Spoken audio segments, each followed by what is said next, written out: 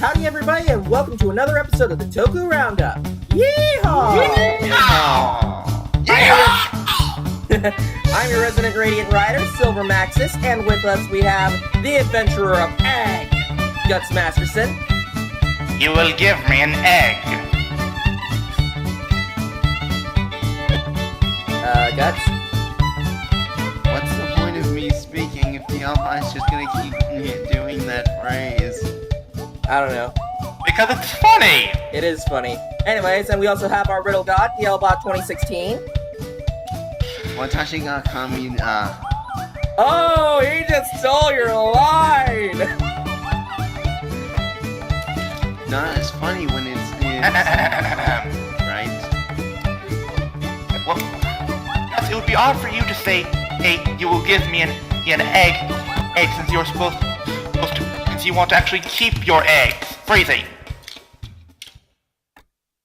But anyways, just say your phrase. Hang on, real quick.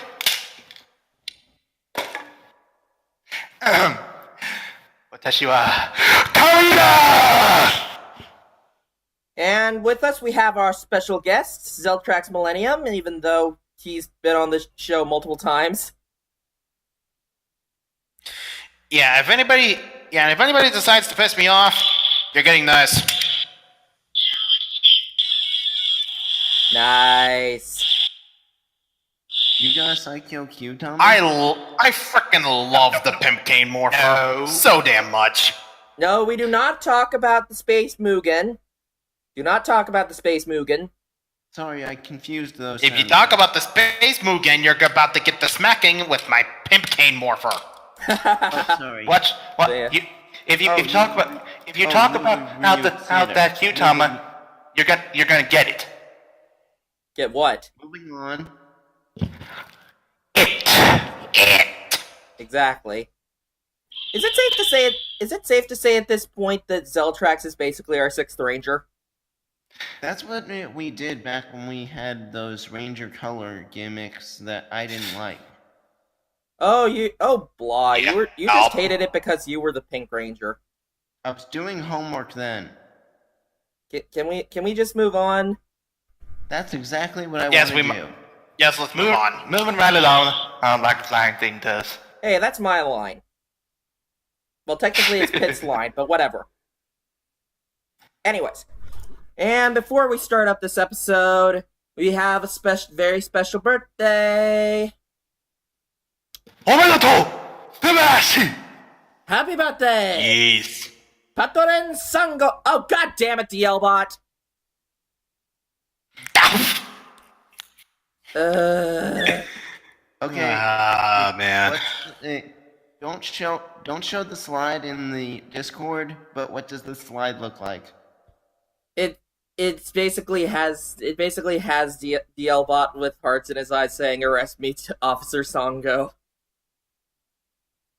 Oh, god damn it. DLBot, you get the slipper.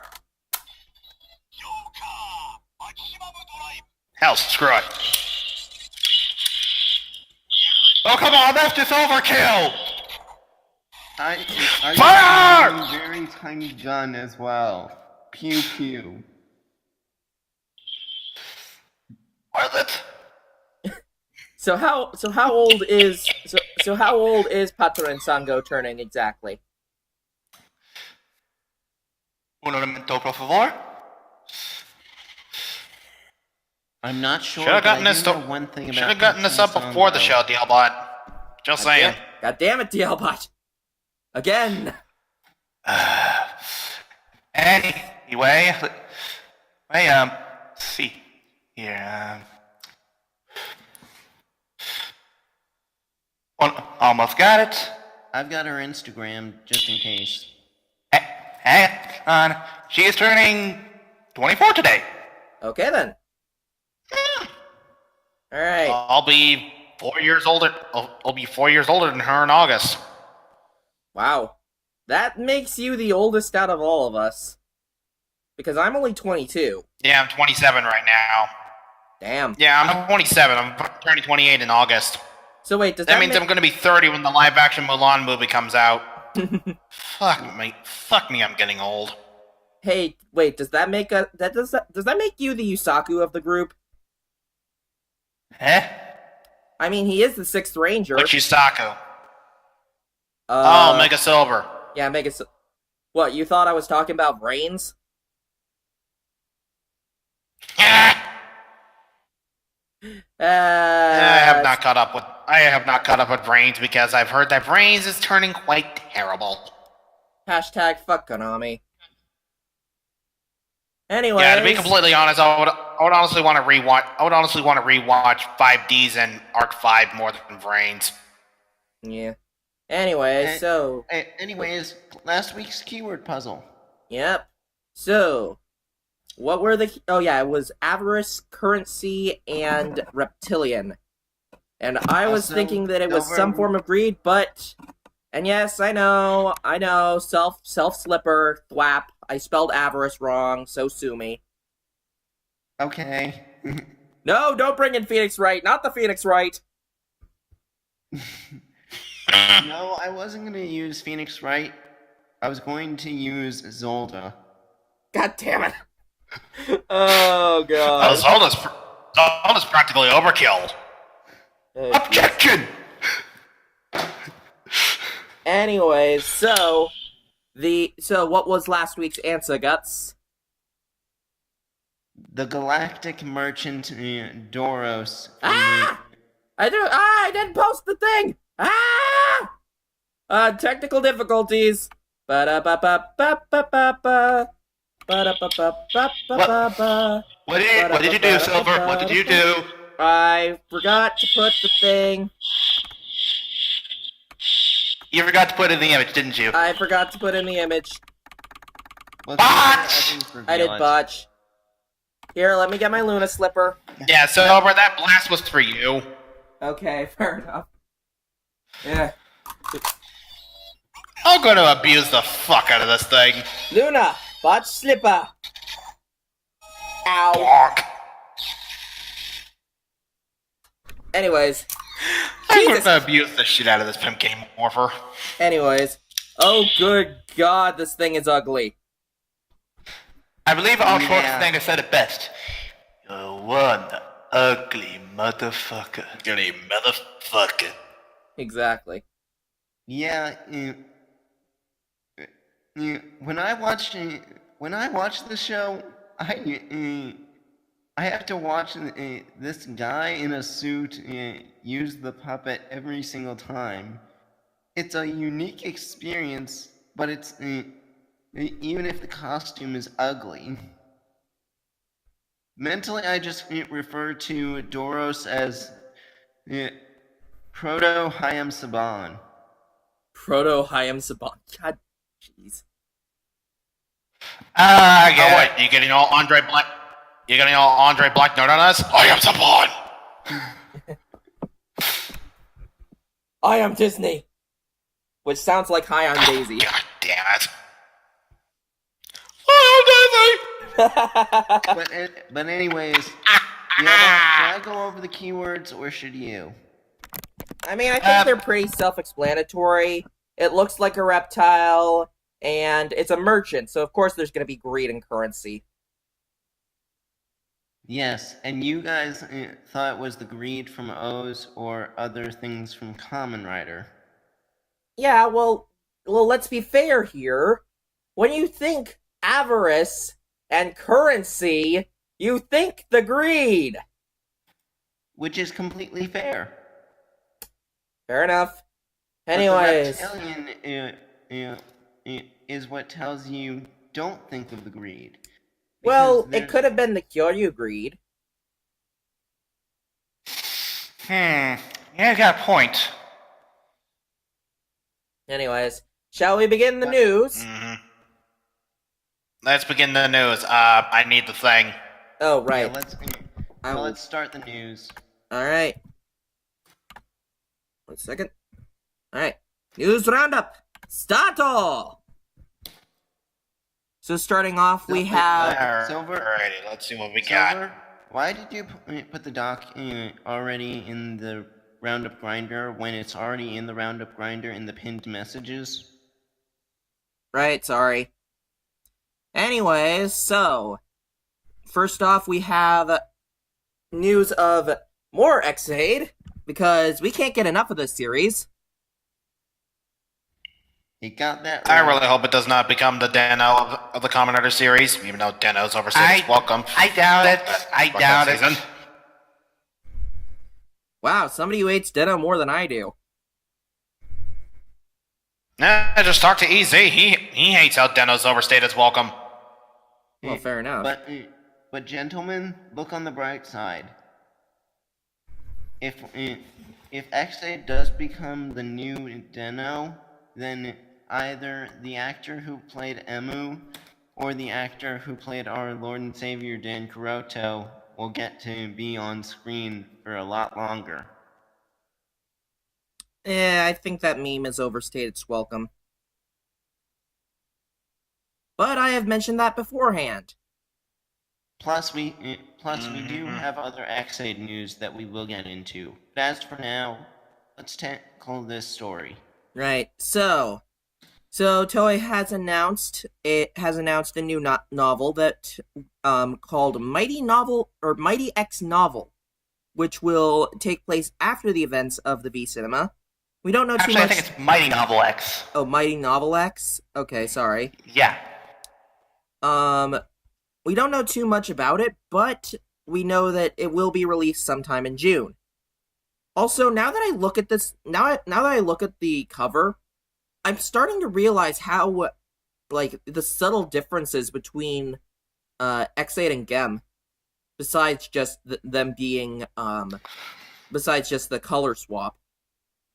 Yeah, If you look at Gem's eye visor, it looks different from X8's. You really did not figure that out until just now? Well, Liam, to be fair, we don't usually pay that much attention to the actual small details. I try to. True. I mean, it's just I noticed Gem's obvious differences from X8 from when he cameoed in Ghost. And beat him a fuck ton of moods with a sports bike. I noticed some of the, I'm away, Wolf. I'm on a bicycle. I Bicycle. noticed some of the differences in the A bicycle. You got a bicycle. Anyways, you were saying? You talking to me or Guts? Guts. I said I noticed some of the differences in the level 1 form. But anyways, hopefully somebody out there will be able to fan subtitle this novel thingy, and we will get to read it. Hopefully. What? Can I speak real quick? Because based on what little we have, I think I might have an idea what's going on with this novel. Okay. Alright. I think we might be getting an origin story or Orion Kuroto. I mean, yes, we knew his backstory and such from X8, but we didn't really get anything on his humble beginnings. We will have to see. You mean before 2000? I mean more when he was first starting off with all of his grand plans like the first stages and such in terms of planning, and like before he properly executed them and acted it like an ally to CR and such like that. Well, there is one thing that I think Silver wants out of this novel. What's that? Regardless of the tone or pacing, Silver would probably want this novel to kill Nico. I think we all do. I don't. Oh, come on. Nico wasn't that bad. Was she? You need to keep something in mind. Silver hates Nico Saiba with a burning passion. There is. I didn't like how she started, but at least she grew up. Did she really? Ow. Honestly, I don't think so. How? How did she grow up? We can go into Well, I think she mostly grew out of her bratty phase. We can go into Especially during the Kamen Rider Chronicles shit. Make a joke. Anyways, Alright, moving on. before this goes on, yeah, we should probably move on with this. Next up, we've got we have a thing that basically talks about just like, yeah, basically Shirakura just screws over everything. Wanna know why? People are starting to think Hibiki is cursed. A Oh, ghost. gee, what was your first clue? Who wants to cover this? Because I haven't seen Hibiki. I'll cover Hibiki because I love Hibiki. Even the second half? Yes, even the second half. Alright, go right ahead, Zell. Alright, let's rock and roll. Daily News Online recently discussed the possibility of Commander Hibiki being cursed by many different factors that occurred during filming and after the series' airtime concerning producers and actors alike, such as the fact that the series was changed unexpectedly during airing. Rumors were spread that it was pertaining to toy sales, delays in shooting, and penalties due to going over budget, but the actual reasons are still unknown to this very day. More tragic stories concerning the actors have come to light after the series finished airing, those being Miyuki Kanbei, the actor who played Hinaka Tachibana, passing away in 2008 due to heart failure at age 24. Damn, that's young.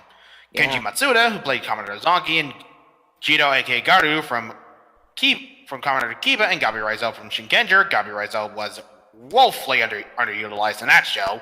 Suffering from depression after his divorce, finalizing on February 25th with Emery Hemi, and finally Shigeki Hosokawa, who played Hitoshi Hidaka, Commodore Hibiki, found that he had contractual conflicts last year that led to a trial.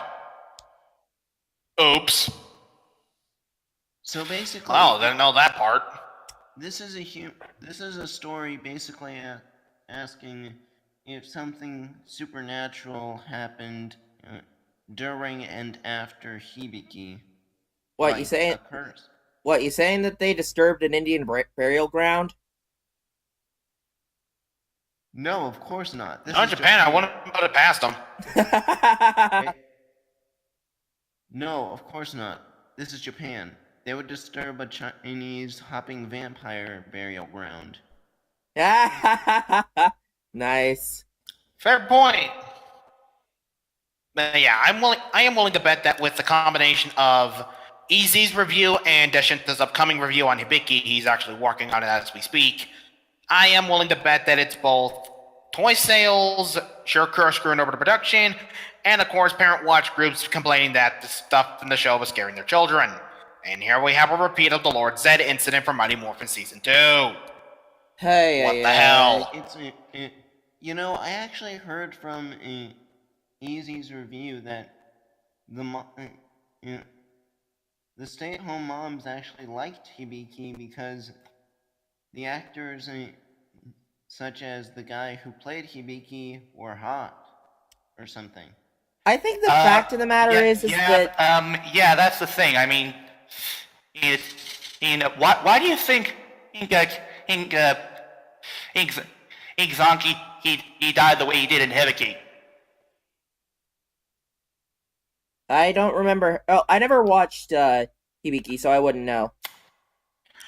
Okay, Silver, basically, here's the thing regarding the Oni riders from Hibiki. The human forms are not their natural forms. They're basically like it's like the Commodore form is their original form, and they just transform back. They transform into their human forms after they're done fighting. And most of the time, when they transform back into their human form, they don't wear clothing. At all. Well, okay then. Whoa.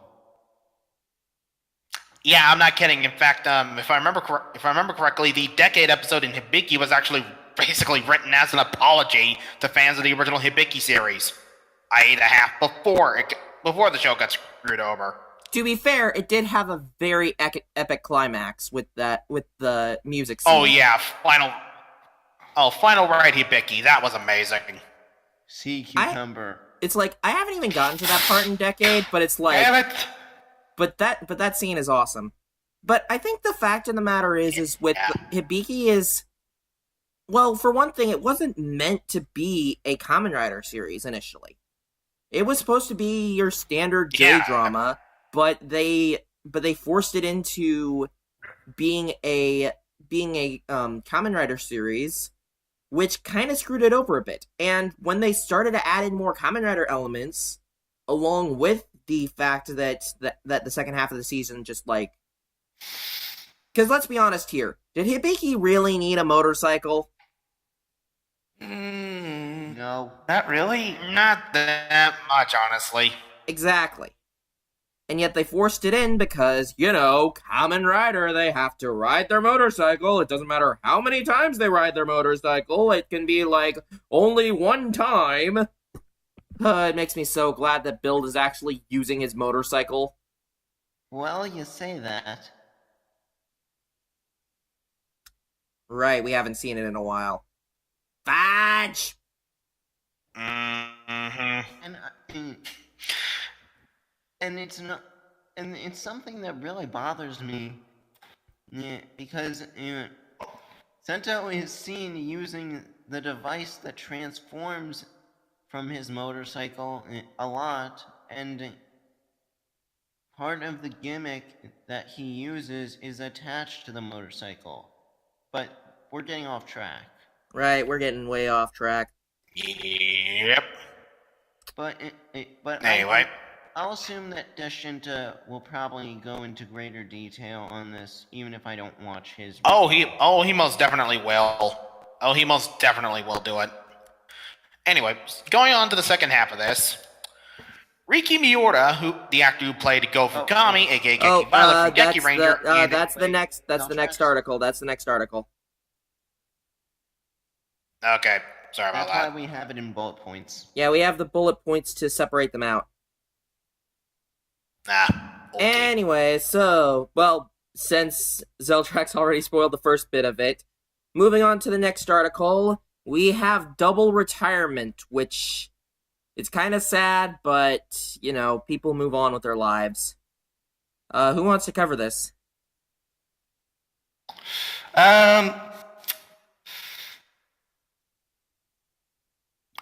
Guts? I didn't get that far into Geki Ranger, even though because of Q Ranger, I'm actually trying to rewatch Geki Ranger from where I left off, and I probably will get to Go Fukami later on, but now I will know that... Wait, is he related to Makoto Fukami? And I'm prepared to be slapped. What? Ow. I deserve that! Did You definitely deserve that. A joke or a ghost joke? I made a ghost joke. It's okay, Silver. Then you definitely deserve that. I made that joke when I first read his name as well. Anyways, go ahead.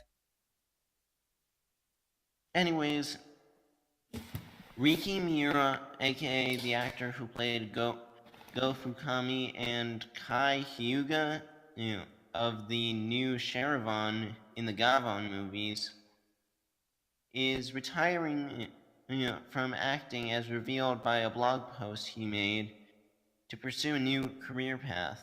Oh, right, he plays the same character. I thought it was two people retiring, but no, it's just one person. Derpy Silver, being derpy again.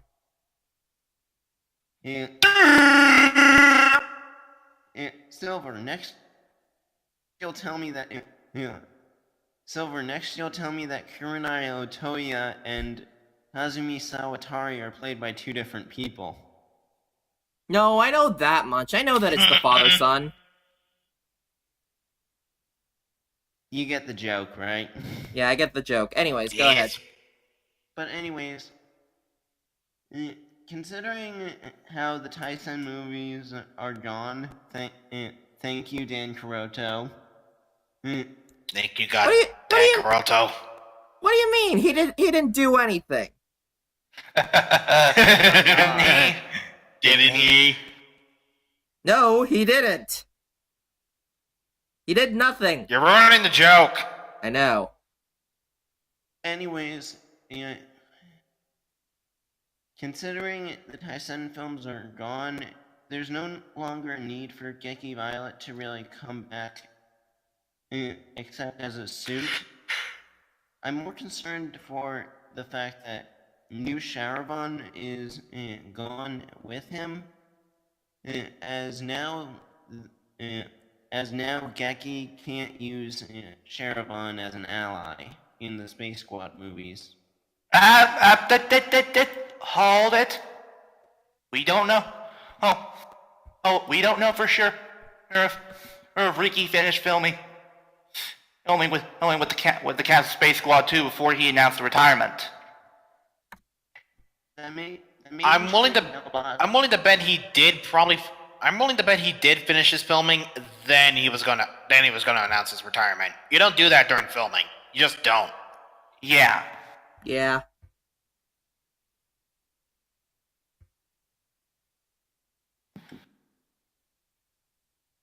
Yeah, let's hope that he will appear in Space Squad versus Q Ranger.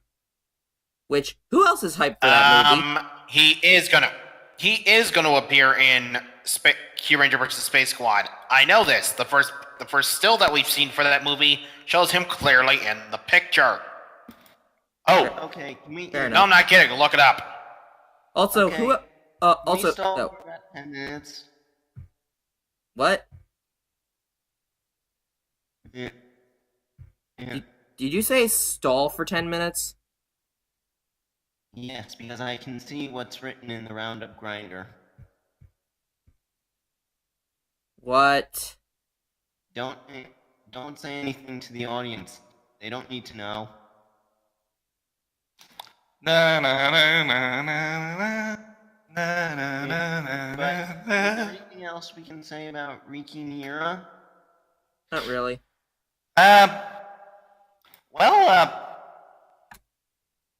Well, from what I can tell, he is a good actor. He hasn't done much roles in Toku. His role as Geki Violet in Geki Ranger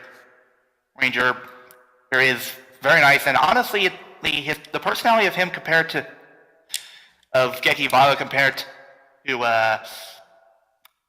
Kai, I believe it was. Yeah, Kai.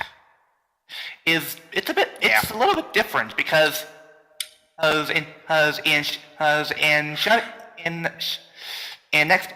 Shadi Van Kai is very cold and calculating. I mean, I saw that in Tyson Zetto. And he was a bit of a dick in Tyson and Zetto. Regardless, in Geki Ranger, I remember that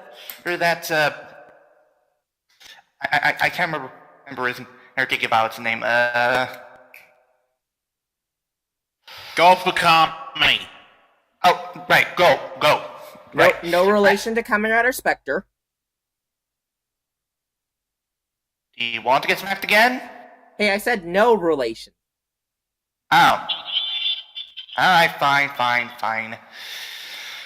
But I remember that in Geki Ranger that Go was not exactly as cool as calm-minded. And I remember that he would usually rush in to do things. I remember specifically in Go On versus Geki Ranger that he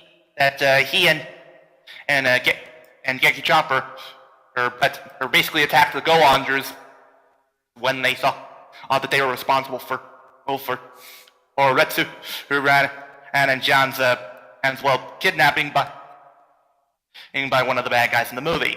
I guess you could say he's a real go-getter.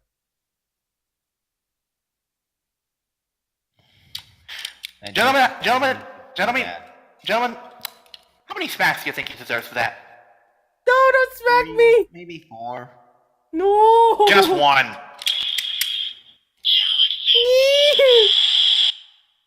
Alright then. Silver. Just 4 it like is. Zoidberg or Curly from the Three Stooges. Force Max it is. Count us right. 1, 2, 3. Ow. Ow. Ow. Ow. Oh, You definitely come deserve- on! I just made one pun! I just made one pun. One You guys just... pun. Oh, come on! That's it. Good. Guts, this for you. I fully deserve this.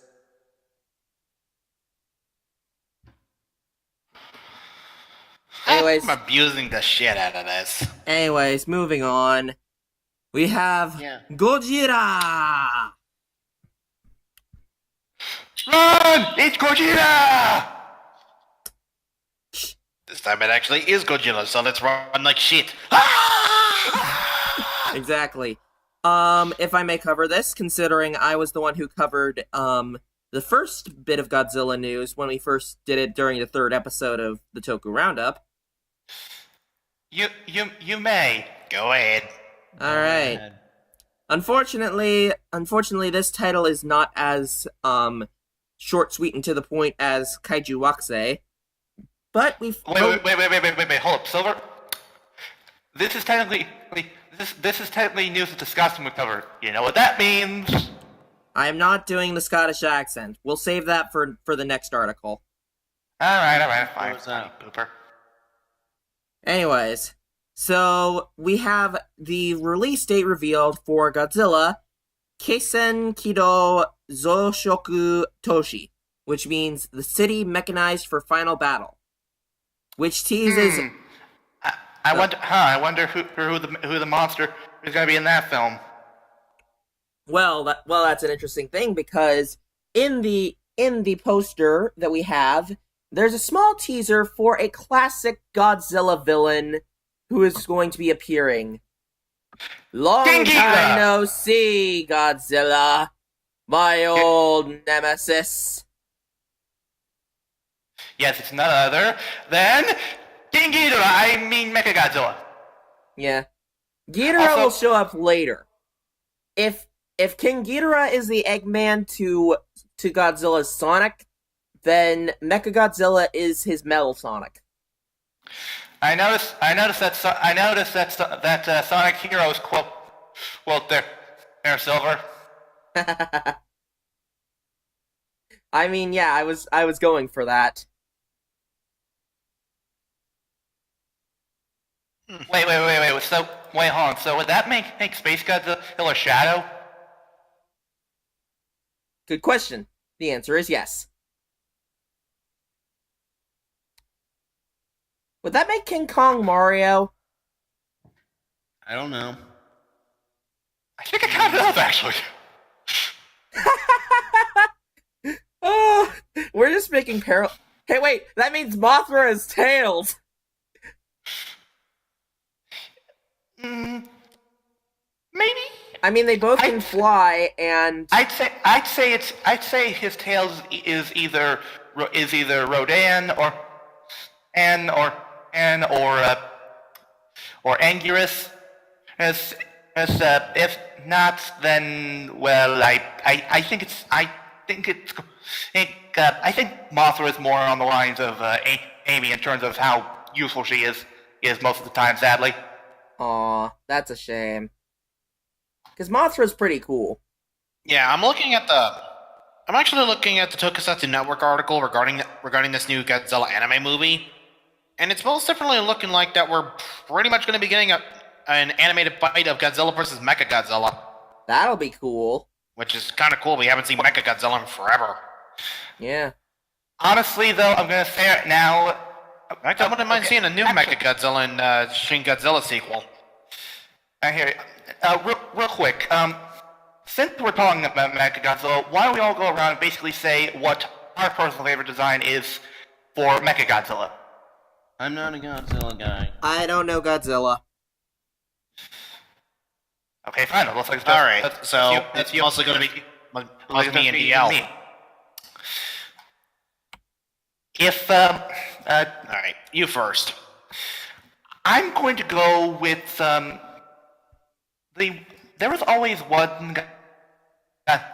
Mechagodzilla design that I always really liked, and even and when it doesn't and have the whole backpack and such. It's hang on, it's this okay, what the hell? I screwed it up. It's I'm going to go. It's technically right now. Technically nowadays, not really called Mechagodzilla. He's called Ryu, but the one from Godzilla against Mechagodzilla. I just love I just love the design. I don't know if it's the heavy artillery it has, or all the cool weapons, or just the design of it itself. I always found it to be a very unique design, since it looks like Godzilla, but it has different elements to it that makes it more distinct. Yeah, fair enough. Anyways, shall we move on to the next bit of I can agree with that. I like that. I actually like that design of Mechagodzilla myself. Do you have one that you prefer over this one, Zian? No, actually, this design is pretty much my favorite. Alright then, we can move on. Alrighty. So, next up we've got some Ultraman news, but since we don't have the Scotsman yet, we will have to do our best Scottish impressions. So who's ready to be Scottish? And unfortunately, this isn't the last article that Kyoryu would have had to cover. Which is a real shame, really. Yes, it's a very bad shame. Guys, where's the one article that I had put in right between this one and the next? Not a greenhorn. No, wrong one. I meant somebody took that one out. Oh. No, I see. It was Flutter? God damn it, Flutter. What was the article? Hang on. I'm gonna try and revert the thingamajigger. You wrote the thing and the things. Hang on. Where's that? Oh, there we go.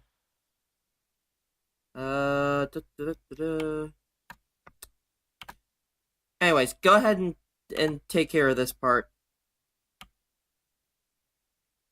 Alright, let's see here. What part?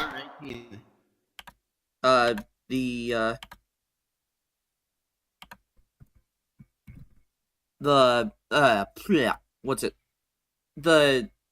Wait, who wants to take this article? Toku has announced that Ultraman Mebius will be airing with official subtitles on their channel, Toku. Mebius being the anniversary series celebrating the 40th anniversary of the Ultra series, with Mebius being a young Ultra warrior with much to learn from his predecessors. Now, one thing to note. This series does not count Tiga through Max, since this was before they added the Heisei Ultras to the main timeline. So only Ultraman Hayata through AT are explored in this series. The show originally aired on April 8th, 2006 and ended March 31st, 2007.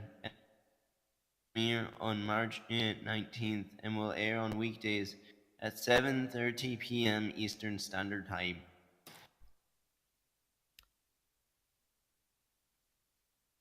Yeah.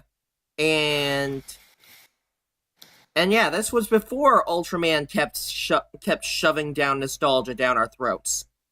Well, actually, and also before they decided the best way to make Ultraman was to basically we merged several Ultraman together several times.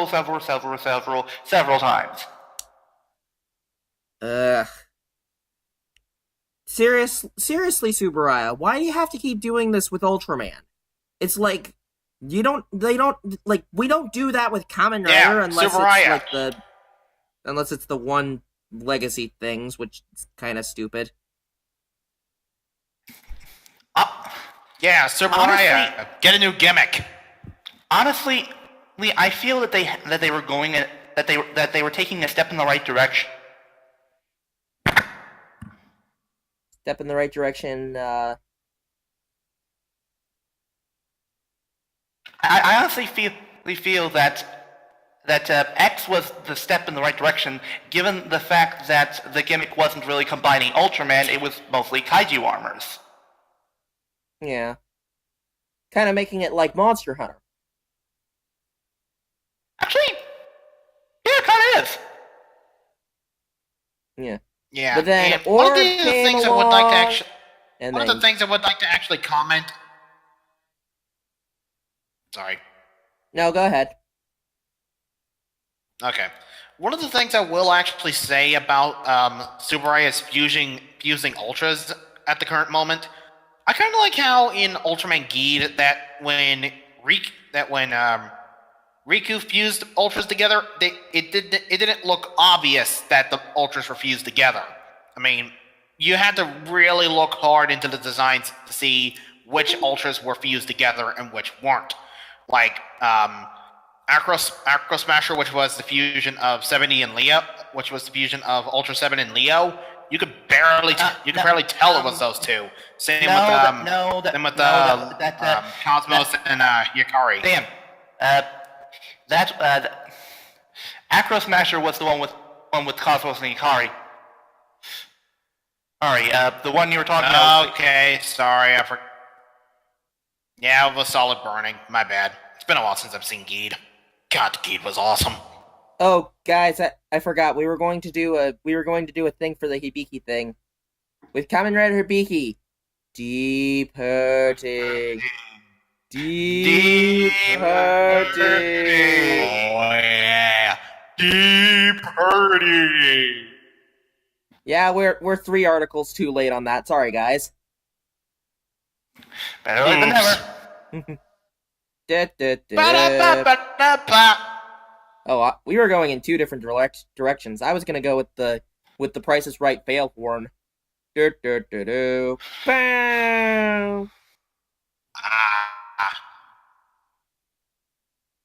Anyways. But yeah, just like, I mean, I've only seen like the first episode of Mabius because I'm not that much of an Ultraman guy. But it seems alright. Also, one thing that I will credit Ninja for, Yeah, and this is a good series. And yes, I can't believe that I'm crediting Ninja for something. When they made Aka Ninja Giant, they actually made reference to the freaking Ultraman pose. Yeah, it was blatantly obvious. I'm surprised it didn't get sued. Maybe it's just like a nice little nod to Tsuburaya. Yeah, and to be perfectly honest, I honestly love the fact that in Ninja Steel's Christmas special, they cut the Ultraman part out entirely. Aww. Thank you. But don't you want to see Brody grow 50 feet tall? No! No.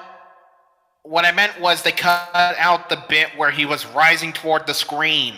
They cut that part out, thank God. I think I skipped out on the Christmas special. It was adequate. Yeah, but this is... Yeah, it was an adequate Christmas special. Certainly a lot better than Megaforce's Christmas special, to be perfectly honest with you. At least Robo Knight wasn't stuck in the Savannah egg anymore. Where's Robo Knight? Where's Where's the bird person from Zhuozher? Anyways, as well as Mabius, we have some rumors regarding Ultraman. And now this is all just stuff that could be speculated, and we don't know too much about it, but we will be figuring this out within the coming year. that there might be a new Ultra series with... So take it with a grain of salt. Yes, definitely take it with a grain of salt. And the name for this Ultra would be Ultraman Falcon. Now, once again, we are taking this with a grain of salt. However, this does seem very interesting. Especially since it does kind of line up with what they're doing. The transformation device has been rumored to be called the Ultra Disc, which has the power of past and present Ultras. Oh yeah, we're doing this again. Yep. If Ultraman Falcon has a dual disc on his arm, I'm getting out of here. Nobody make a 4Kids joke. But then he'll... These jelly donuts are great! These donuts are great! Jelly flavored is my favorite! Nothing beats a jelly flavored donut! Why not jelly flavored dip? Fuck you, 4Kids, and your stupid dubbing. Yeah, I'll agree with that. Fuck you, 4Kids, and your stupid dubbing. How do you turn a rice ball into a sandwich? Just fuck 4Kids. Just fuck them. Yeah, agreed. But see, Ian, don't you understand? If this Ultraman has dual disc, it means he'll beat the monsters by playing a children's card game. On motorcycles! Oh wait, no, that's Kamen Rider. I'm highly tempted.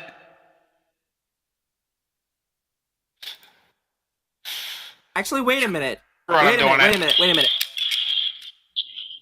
Wouldn't this mean that Blade is... Ow. Actually, I was more aimed toward Dealbot, but I'm gonna do it again for you.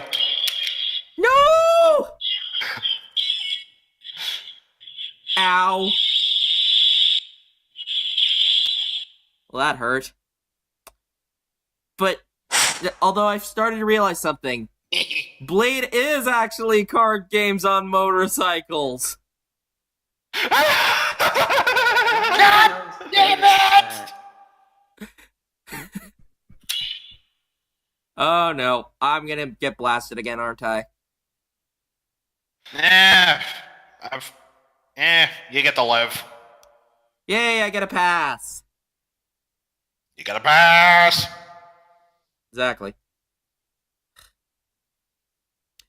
But yeah, hopefully we will figure out more information regarding Ultraman and see if these rumors are actually true.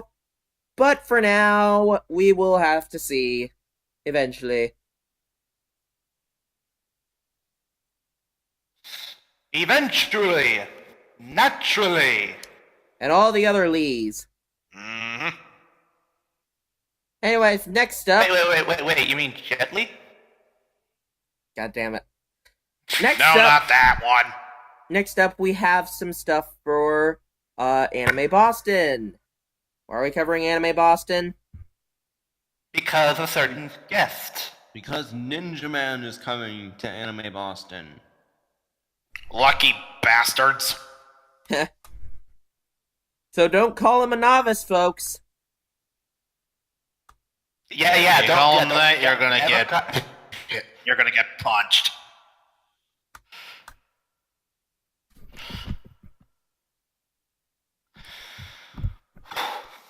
Yeah. Anyways, who wants to cover this?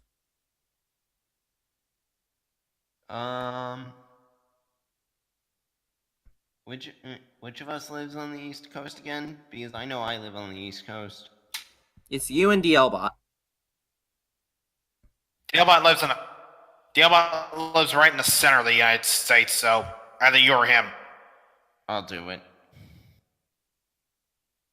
So anyways, Kazuki Yaoi, who played Ninja Man on Kaku Ranger, Frankie on Clay in One Piece, Dark Schneider in Bastard, among other roles, is coming to Anime Boston.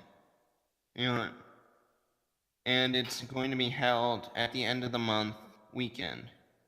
Real quick, Gus, you mispronounced his name. It's Yao, not Yowie. Sorry. You get the slipper. Ouch. Thwap. I deserve this. Yes, you do. Yes, we did. Yes, you do.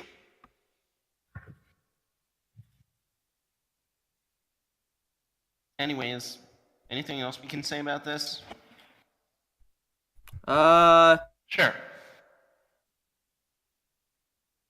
I don't know. I don't know. Honestly, aside from the fact that Kazuki Yao also voiced Ninja Man and Conquer Ranger, Frankie and Bon Clay from One Piece, Dark Schneider and Bastard, Jiro Ashita and Mobile Suit That's what Gundam I Double said, Zeta, Zeltrax. and Gaston from Berserk the Golden Age arc. That's pretty much what I said already. Really nothing. Nah, sorry. Wait. Gaston? What does this have to do with Beauty and the Beast? Damn you, DLBot. Not that Gaston, DLBot. Zeltrax, do you wanna whack him or should I? I'll whack him. Okay. Okay, can you at least whack him? Oh, come on! That was funny! Can you at least whack him into Super Ham mode? I think he should be the one to read this next article. Ooh. Yep, go right ahead, DLBot. Go to Super Ham, DLBot. I'll try my best.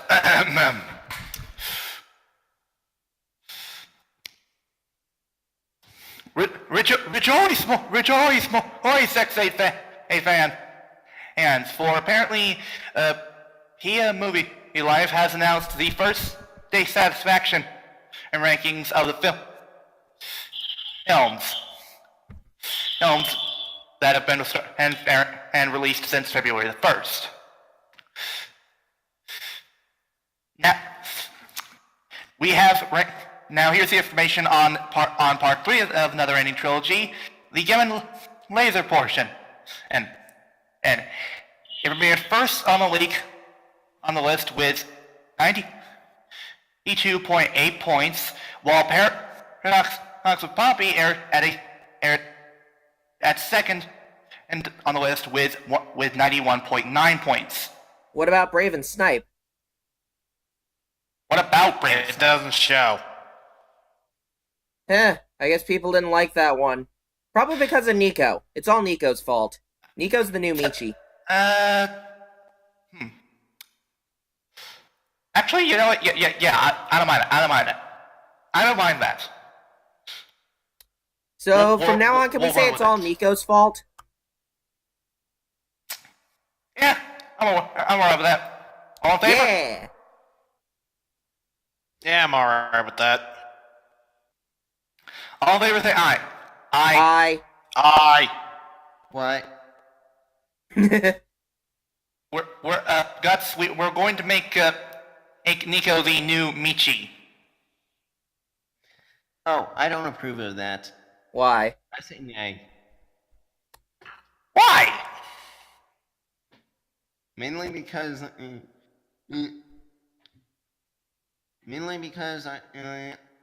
don't hate Nico. I at least see her value. I don't. She did absolutely nothing in True Ending.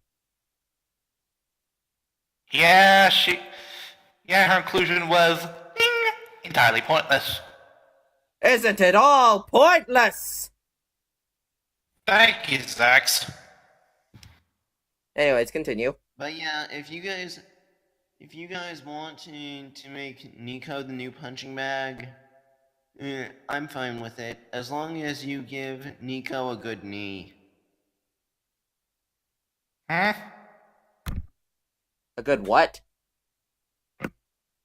Hold on. I think he's saying a good knee in the crotch.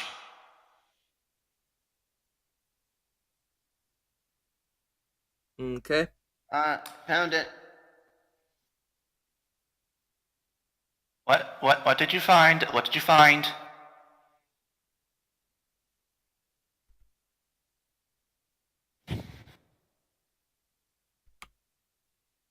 Nico. Oh! Nico. Oh! Also, it appears that Kyoryu is having a lot of difficulties.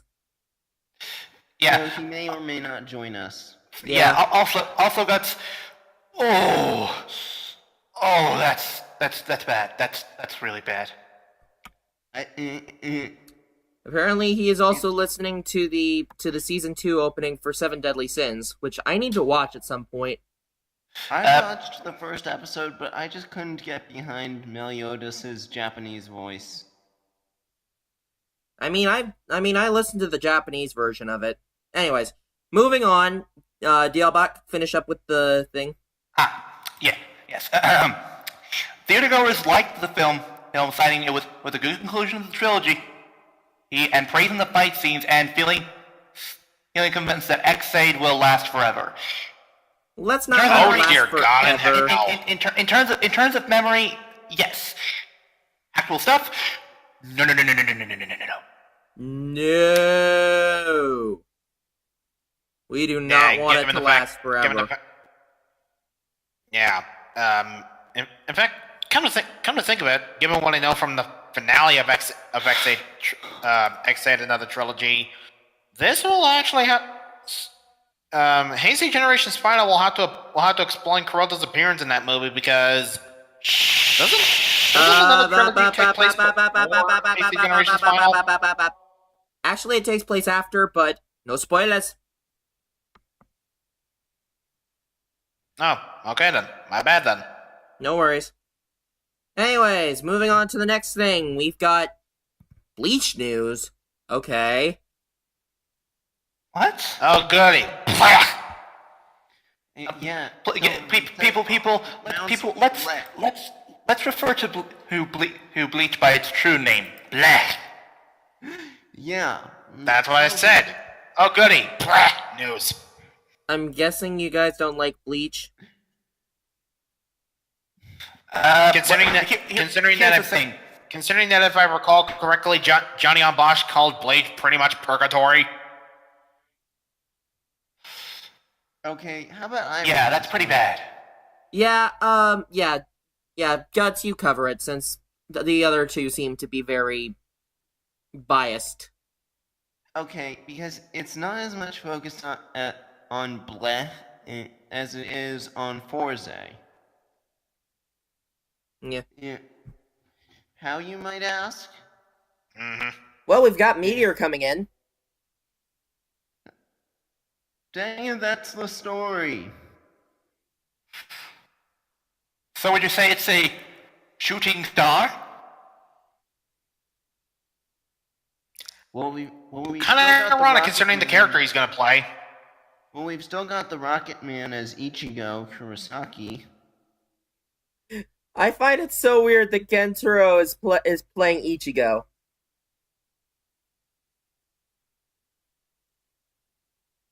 Hey, wait. So are we talking about Kamen Rider Ichigo, or are we talking about Ichigo from Tokyo Mew Mew?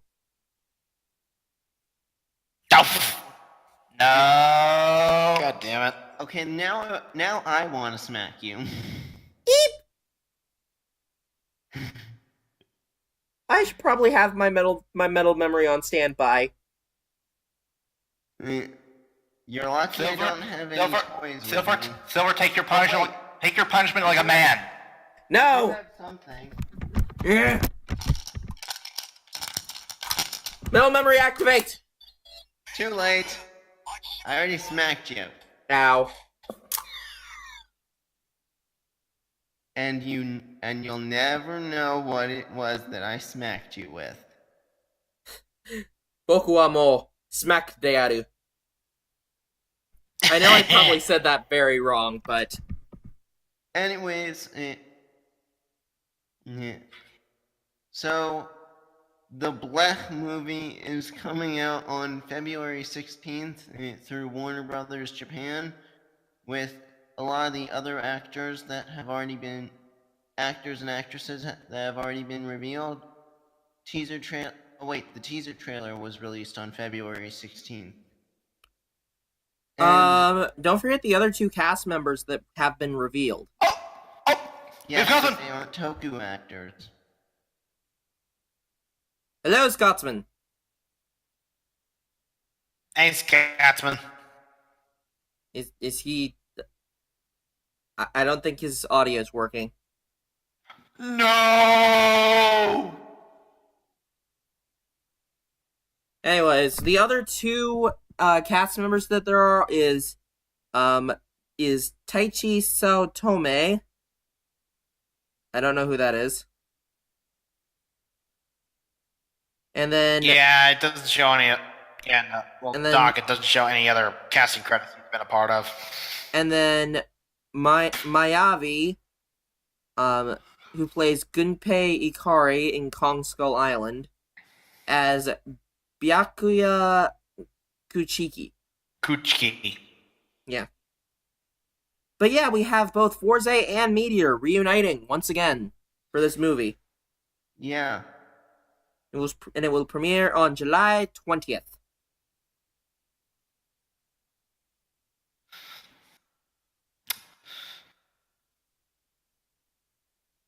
Yes, but we are not in July 20th. Yeah. Yeah, let's be honest. Do we really care? I mean, I Not don't really really. watch anime, so I wouldn't know, and you guys seem incredibly biased about it, so I'm guessing you don't care. I believe what we have. I believe the nickname it speaks for our opinions on it.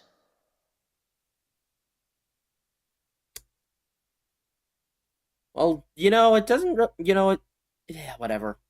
Just let's move on. Continuing on our J-drama talks. Look who's back! And he's appearing in a Japanese adaptation of an already successful live action show. Can I say the line? Sure, go ahead. Gentlemen, we can rebuild him. We have the technology. We can make him better, stronger, faster, more alive. Takaru Sato is the $6 million man. Well, technically in this, he's the $1 million man, but yep, Takaru Sato, aka Ryotaro Nogami in Kamen Rider Den-O, aka the true Den-O, because just freaking Hashtag screw you, Momotaros. Yeah. Yeah, and he will be in this film.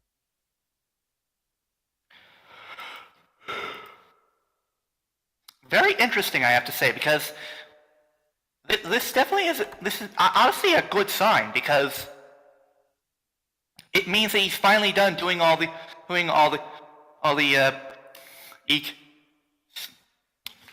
Rurouni Kenshin movies. It means that he's finally going to move on to different acting projects. The Rurouni Kenshin movies have been done long before this movie, dude.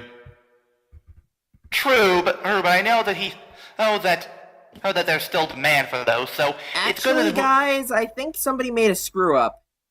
This isn't What? related to the $6 million man. What?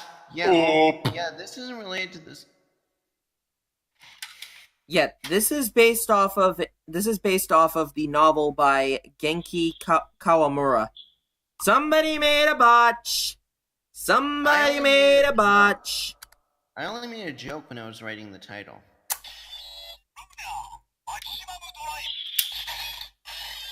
Alright, who do I shoot? I think it might be Flutter. Botch Slipper to Flutter. Okay. Okay, Flutter. You got this.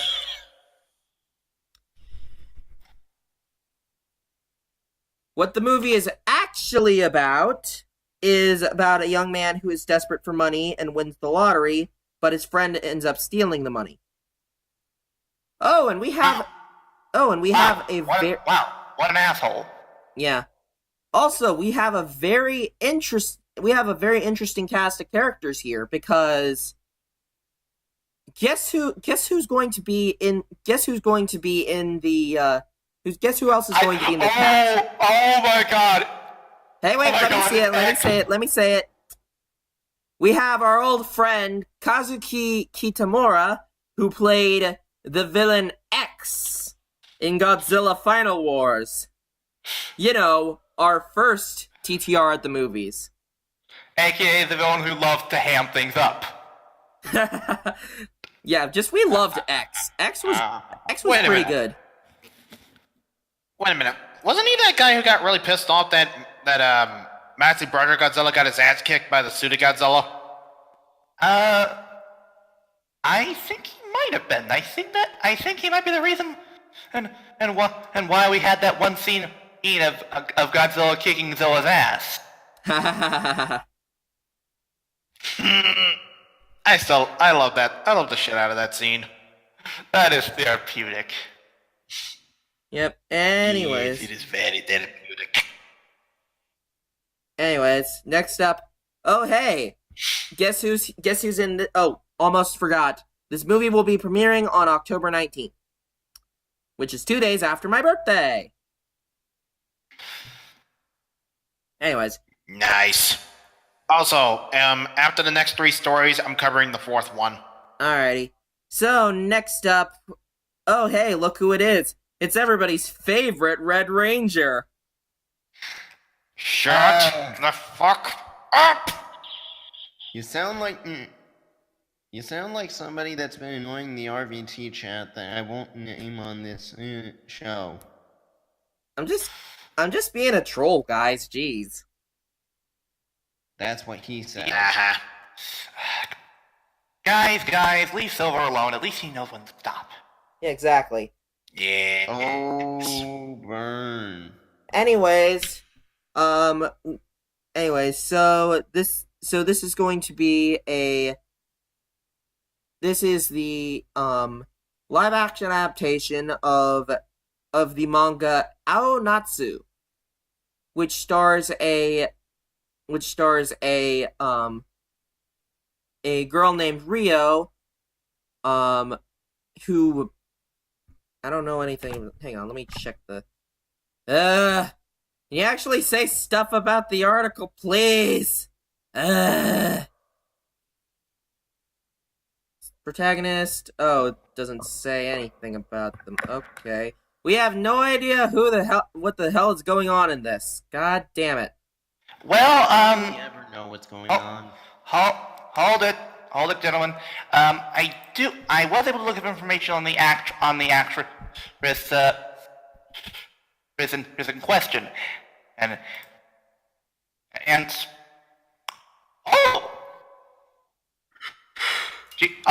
she actually, the actress is actually, I think the actress is actually Lee Bennett Kamen Rider. Oh, okay. She actually played Godai's sister. Okay, that's cool. She played Godai's sister in Gouda. Nice. And from what I can tell, she's also apparently been in voice acting, and some of her roles include being a voice actor in Assassination Classroom. Okay. Anyways, so from what I can read about this, her character plays a girl who ends up spending the summer with her grandmother in the countryside, and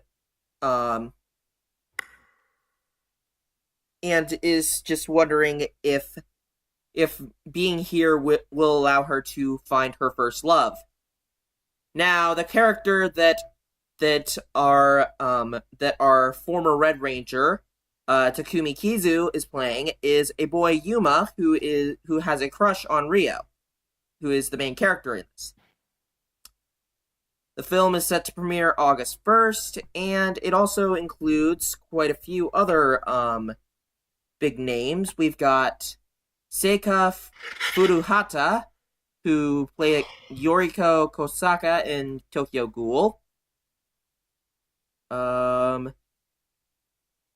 We have Rinka Kumada, who played Shiori Sano in Mixed Doubles. We have Shiori Akita, who played Yoshida from Seto Sumi. We have Atomu Mizuishi, who plays Kensuke Kurosaki in Corpse Party Book of Shadows.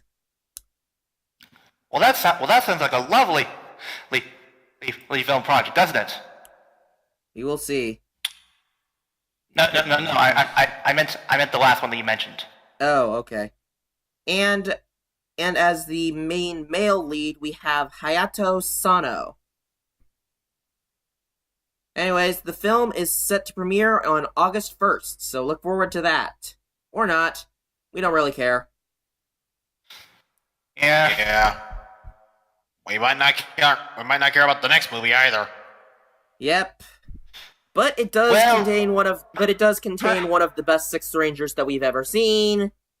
Good old Ho-Oh Soldier, aka Space Barney Stinson, aka Space Neil Patrick Harris. Because it's basically this. Because basically Neil Patrick Harris is the same character. Well, technically not quite, because in How I Met Your Mother, Barney is a womanizer, while in real life, Neil Patrick Harris is not. Yeah, fair enough. But anyway, that's besides the point. Moving on. So yeah, so Keisuke Minami, who played our favorite Crimson Ranger, Space Neil Patrick Harris. Okay, Ho Soldier. Yep, will be in the new live action adaptation of the newest live action adaptation in the Blood Sea franchise, called Blood Club Dolls. Okay. Well, that sounds like such a charming name. And he will be premiering, and he will be playing Fumito Nanahara.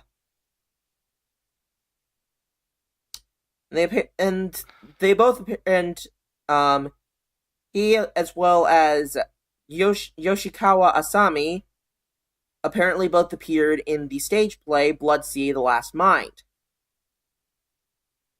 So yeah, the film is set to be released in the fall, but do we really give a crap? No. To be fair, it's a little bit better given the fact that it is our true red leader. Fair enough. Yup. Anyways, moving on to the next one. Who wants to cover this? I'm covering the story after this one. Yelbot, you're the second most person who knows Ultraman, so you go ahead and cover this. All right, let me just get my best kind of impression ready. Tsukasa Station has announced that Ultraman and Neos has been released on Blu-ray, DVD, and the sweetest is box set, with all of this containing a total of 12 episodes. And it has 6 episodes on each of the first 2 discs, while the third includes bonus features, such as videos detailing the creation locations and exploring Neos' everyday life.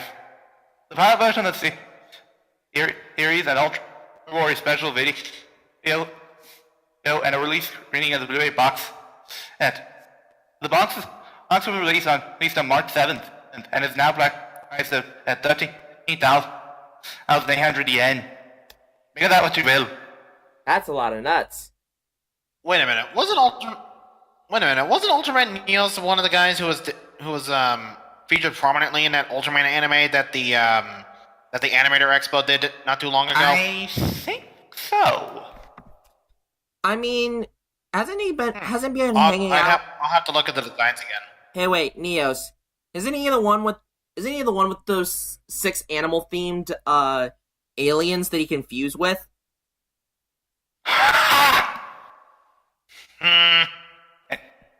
You see what I did there? I did. I will take my slipper proudly. Mm-hmm. Anyways, yeah. I mean, to be fair, Alright. Elemental Hero Neos was based on Ultraman, so Yeah, that's true. Actually, wait. A Which lot came of first? Ultraman lot of Neos or Jedi Elemental Jake- Hero Neos? I'm gonna say it's Ultraman Neos. Deck was based around the tokusatsu genre or the hero genre, or at least Let's the Elemental Heroes see. were based on American heroes, and Yep, the Ultraman Neos came out in 2000. And it was only 12 episodes? Jeesh. It must not have been that popular. Eh, that's a shame. Anyways, so, Oh my god! moving on, like Flying Thing does, Zeltrax, you're up. Oh man, I'm looking forward to this. On Taro Kobayashi's official Instagram page, it was announced that the theme song for the Commodore Amazon's movie, The Last Judgment, is themed/titled Kill Eat All, and it will be performed by Taro Kobayashi and NOB or Nobuo Yamada under the Project R banner. Kobayashi previously performed the themes for both seasons of Amazons, respectively titled Armazone and Dice Set Down respectively, while Nobuo Yamada has previously done the themes for Boga and Ghost Ager respectively, along with Super Sentai Hero Getter, along with the rest of Project R, with various theme songs and mecha themes for various Sentai teams, such as Tokime Sentai Go Busters. Commodore Amazon's The Movie, The Last Judgment, will premiere on May 19th. And now I must do this. Go, go, go, go, go, go, ready, go. Tsutsume Bokenja. Zeltrax, what did you say before? The title of What? the theme song? Oh, god damn it, Skype. The Last Judgment. That's the title of the movie. I thought you said because I thought I heard you say kill, eat all instead of eat, kill all. Okay, my bad then. I slept. Alright, the title is Eat Kill All, which I'm trying to think because all of the Amazon's theme song titles have been homages to something like Armor Zone, Amazon, Dice Set Down, Dice Set's Done, Eat Kill All. What could that be? Hang on. What could that be a reference to? I'm looking real quick.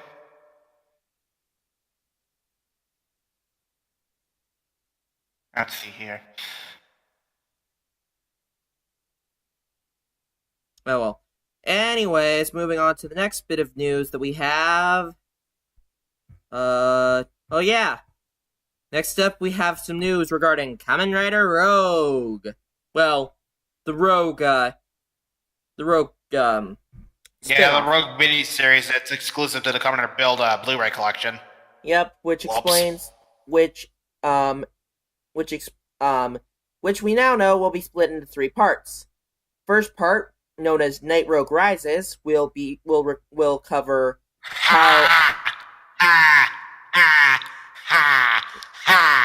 Toei, you're not clever. Oh, it gets worse. The next one's called Dark Knight Rises. Only it's spelled Night, so there's no K. The second part is Dark Knight Falls. Oh, Dark Knight Falls. Again. Derp. Toei, you're not clever. So would you say another term for that would be Nightfall? That's it.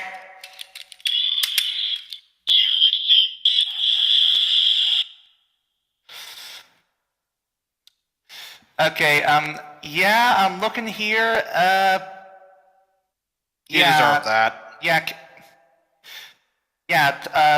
What's the name of the song was again? Eat, kill all. Eat, kill all. Yeah, I'm looking here at the wiki, I don't see anything Amazon does that could even resemble that. I'm sure that somebody will... Which means they just made this up. We're just making this shit up. Oh, what? You're the only one who gets to make shit up? Oh, what? You're the only one who gets to make shit up? I can really pull off a Moltor impression pretty damn well. Yeah, pretty good. Rest in peace, Moltor. You were great as the first Rest in peace, you beautiful bastard. You were great as the first host of Toonami. However, nobody can replace Tom. Long live the immortal Steve Nobody Bloom! cannot. Yeah. Except for Tom. Tom can replace Tom.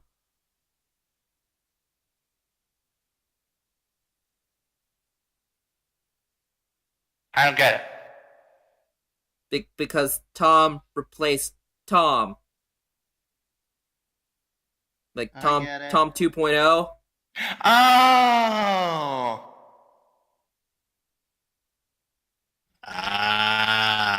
Yeah. Anyways, so Night Rogue Rises will be Gentoku's origin story, whereas Dark Knight Falls will be about after he left Toto in episode, I forget the episode. I believe. I'm trying to remember. I think it was episode 20 where he left. Yeah, it was Somewhere around 20 there? when he left because he was exposed by Misora and Sawa. Yeah. And then the third and the third part will be his transformation into Kamen Rider Rogue.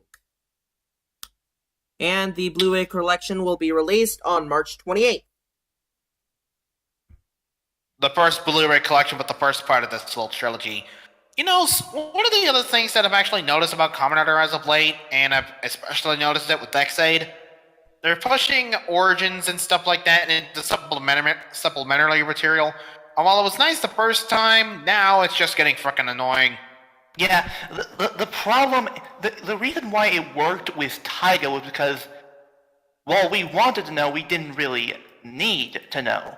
Oh, because we got enough information in the show, via other characters. I haven't actually finished all of Taka's minisodes, and I wish I had. Now, with Gentoku, honestly, I think we needed this in the series because, well, we don't really know much about Gentoku or his motivations. Yeah, we don't. We know that he originally wanted to keep Toto safe by making it a military power, winning the inevitable war against Saito and Hokuto, and establishing Toto to be on top. To be fair, it was probably because he went mad by power because of the Pandora box, as we know. Yeah, Mm-hmm. but at least he wasn't a complete dick about it. Yeah, at least we have one right in the head prime minister. Yeah. Kind of. Because remember, he still wants to unite all the countries under his rule. What, you mean Toto's prime minister? You mean the Toto Prime Minister? I thought you were talking about Gentoku. Gentoku wanted to just make sure Toto stayed on top, but now he just wants to unite the nation under his absolute rule. So he wants Exactly. power! Unlimited!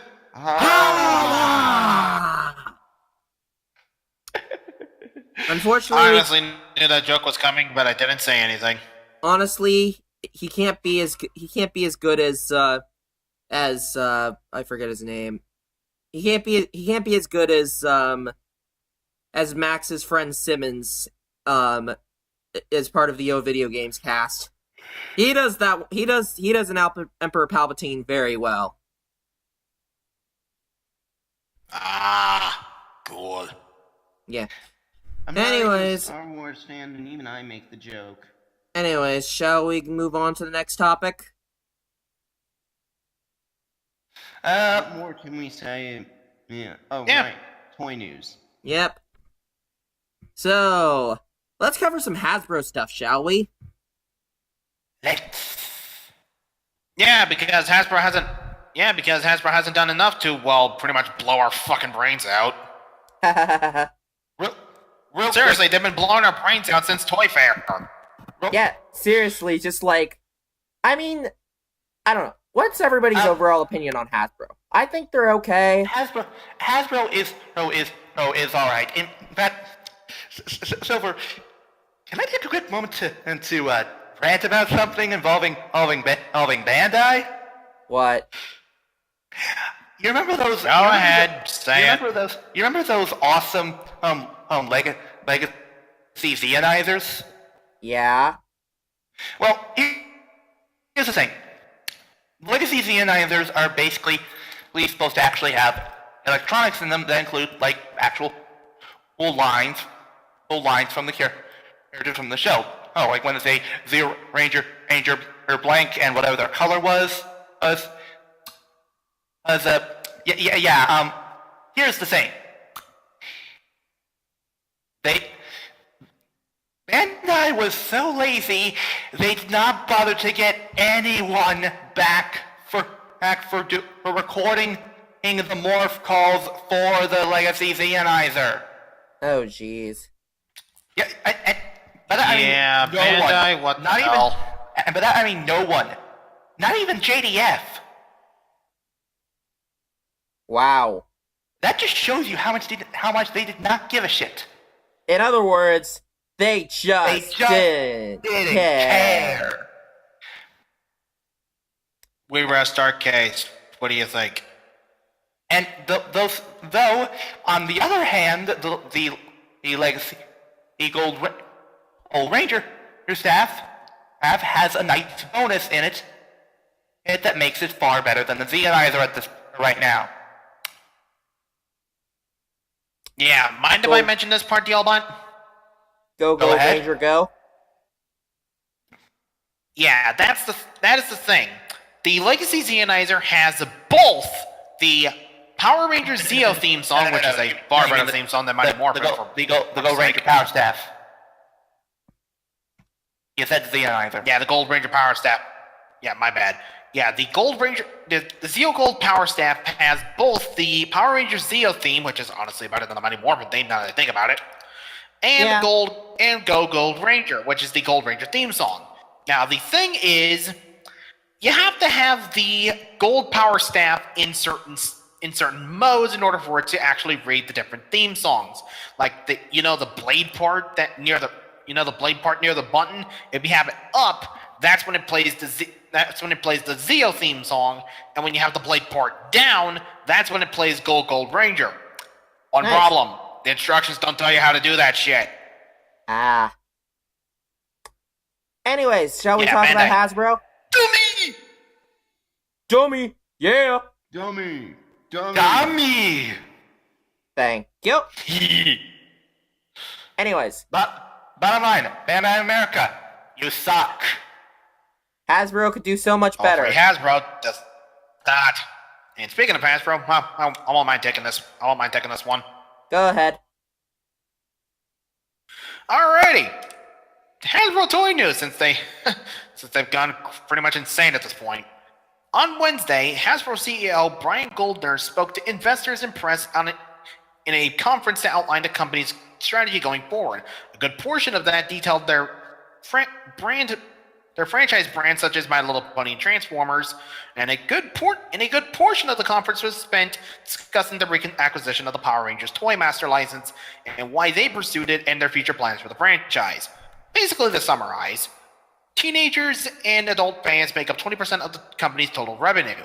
Their goal is to appeal to the fan that wants to feel like a kid again, and the kid that wants more than just a toy, because it has a brand name of the series that they have interest in and can connect with the characters. One reason that they sought out the franchise out was because of the characters and stories it has and continues to tell.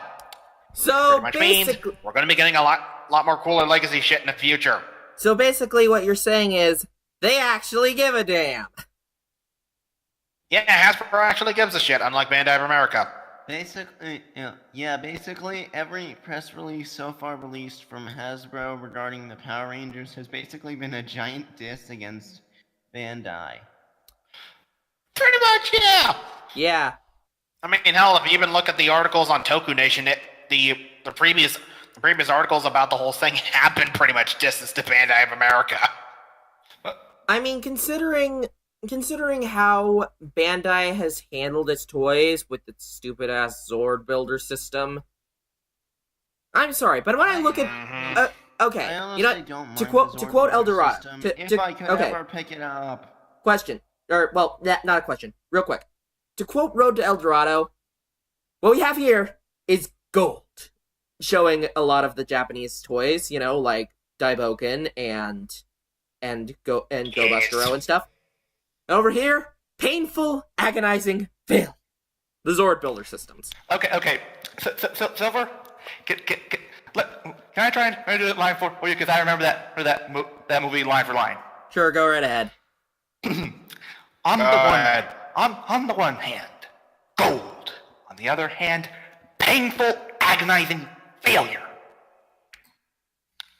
You know what? Now I kind of want somebody to make a now I kind of want somebody to make a meme of that, or like a meme video of that, and have the Bandai of Japan stuff versus the Bandai of America stuff. Trust me, I wonder if it's already been done. I can do it. Huzzah! Well, not really Already video, done. but I can make a meme of it. Huzzah! Anyways, Also, according to the Road to El Dorado, I approve. I've never actually seen that movie. Oh, it's honestly Oh, really trust me, not it's that freaking bad. hilarious. It's honestly not that bad. I find it to be pretty underrated. I will have to watch it at some point. Anyways, moving on to the next thing. We have our product details for the full bottle buster and the full rabbit tank bottle. That's a mouthful. Which is That's a lot of fulls. Which is, yeah, that's a lot of fulls. Also, the full rabbit tank bottle. Isn't that pretty much like a shake weight? Like you would use in getting in shape in something. I think it is. Slipper. Swap. Now hold on, Silver. What the hell was that for? Silver? Because you made a joke about the full rabbit tank bottle. You do not joke about the full rabbit tank bottle. No. Silver. Actually, I think he's right. I think he's right about the inspiration for the thing, because looking at it, yeah, it kind of is. Oh my god. That much like a shake weight. Silver, to be fair, we have had bottles that essentially contain essence of things. We have basically leaf foods of the splash jellies. Are you really surprised? Fair enough. Also, and let's not forget, we also had a soda can. fair enough. Yeah, And I was about to say. Silver, to Also- be fair, your No. favorite Kamen Rider has beetle cell phones, and the final upgrade is a bird. Bird! Yeah. No. Anyways, also to make a quick Kamen Rider Forza reference, split and insert. Yeah, I'm sorry. Yeah. It was too good. It was too good to resist. I would too, to be fair. Because basically, how the full bottle works is instead of just splitting directly in half, there's a section in it that connects the two pieces. So once you break apart the two pieces and twist them so that it's one piece with both sides facing down towards the build driver. But honestly, that's really cool. What do you guys think? Yeah. That actually sounds pretty decent. Yeah. Basically, the bottle caps are starting to get more and more relevant. First, they were the activator for the crocodile crack full bottle, and now they're the Danger. bottle for the full bottle. Dun, dun, dun, dun, dun, dun, dun, dun, dun, dun. That's it. My god, that scream just sends chills down my spine. I love the scream there. It's a small touch, but it adds that little bit of intimidation, and it just sells it. Yeah, it's especially for the fact that that the crocodile crack full bottle and pretty much everything coming out of Rogue related kind of reminds me a lot of horror movies. I think that was the idea. The beginning standby of the whole thing is like dun dun dun dun dun dun. Yeah, that was And totally that referencing was the the Jaws Jaws. theme. Yeah, And that was Jaws. Then the activation when you twist the bottle cap on the crocodile crack full bottle, it was like Jason Voorhees. Anybody? Oof, yeah, just that thing just sends chills down my spine. Wait. Hold on, real quick. I just came up with a joke. 1, 2, Nitro coming for you. I'm surprised they did not reference Freddy Krueger in that thing. You would have had a trifecta there. Yeah, fair enough. Anyways, We'll wait for the Kamen Rider gimmick that references dreams. anyways, as we were saying, and I was right regarding how this thing works, because you guys remember when Build presses the hazard trigger button when he's in blah blah hazard mode, that it says overflow, and then it has that small sequence where nothing happens, and it goes Yabe! So you think that that's in between that is when we're supposed to hear the sounds for Rabbit and Tank. Exactly. I'm pretty sure that's what it is, because it fits exactly right, because if you look at the transformation call, it does say overflow, and then it has the Yabe! Also, does anyone else feel bad for the Scotsman right now? Yeah, he's been having some difficulty. Wait, wait. He's speaking. Oh, Again! we have a Kyoryu! Yay! Scotsman, are you alive? Can you hear us? I swear to God, I'm going to And fucking guys, snap. you know, we've actually gotten a tease of the full rabbit tank bottle. We'll get to that. So, to Okay. explain, phone software now is asking me to update again. Oh I'm no. going to smash this phone with a sledgehammer because my phone needing checking updates. Scotsman, you're cutting out a little bit, but I think we get the idea. Also, let me. I have an idea for a joke. Okay. You'll turn the phone into a flea, a harmless little flea. Then you'll take that flea and put it in a box, and then put that box on the side of the box, and when Then you'll and then you're mail mail the to your box to yourself. And when it arrives, I smashed it with the hammer. Oh, we all love that movie so much. Yeah. Yes. Also, real quick, how is that evil? How is that evil laugh? Not bad. Very good. Thank you. Dear, look, to explain why I was cutting it earlier, I was coughing because I am raging. Yeah. I just breathed 8 minutes. Anyways, so yeah. And so we have... Anyways, so it can split into both rabbit and tank forms, in which the rabbit form is Kurenai no Speedy Jumper, whereas tank is Kotetsu no Blue Warrior. Tank. Boom. Now where's Sheila? By the way, Silver. Real quick. Speaking of Red versus Blue, we're getting a new season. Nice. But let's save it for later. It's coming out on April 15th, by the way. Let's save that for later. All right. Anyways, so yeah. And of course we know a lot, and of course we already know stuff about the full bottle buster. Anyways, both of these will be released, next week.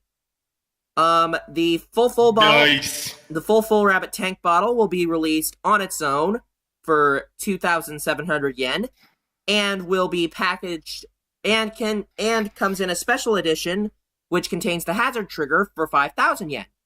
Meanwhile, the full bottle buster will be released for 5,800 yen. Nice. Yeah. Neat. So yeah, we're all excited to see this damn thing. Over who covered the Ultraman Mobius news in my absence? Yeah. We had to. Yeah, we tried to put on our best Scottish accents. Yeah, sorry, Kyoryu. Oh god. Okie dokie, who? Give me the taste of who did the Scottish accent this time? I think it was DLBot, and actually it was Guts and then DLBot.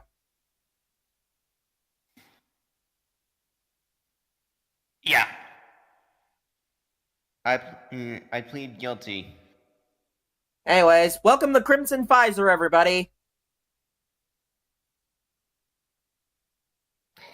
If my phone doesn't take another 5 billion years to update, I'll be able to do it on my phone again, which is much easier to control than using the web version of Discord. Yeah. Is this what So would you My say voice- you're howling at the moon? And sleeping in the middle of a summer afternoon. Yelbot, Yeah. I ought to wallop you. Whatever did we do to make you take our world away? Okay, he finished that part. He's guilty for everything else. Oh. Oh crap. Wait, Zeltrax, who are you aiming at? Solar. Ow. Why me? I think there's a joke we need to make about the full bottle buster for Tank Tank. Station. Which is? What's that? Hmm. Is it Don't know because... what Oh, sorry. It's the latest sensation sweeping the nation. Oh, Bitches yes. love It's cannons. cannon. I love hanging out with you guys. You guys are awesome. Wait, hang on. That's not one you said you hated working with us. Ha! Yeah.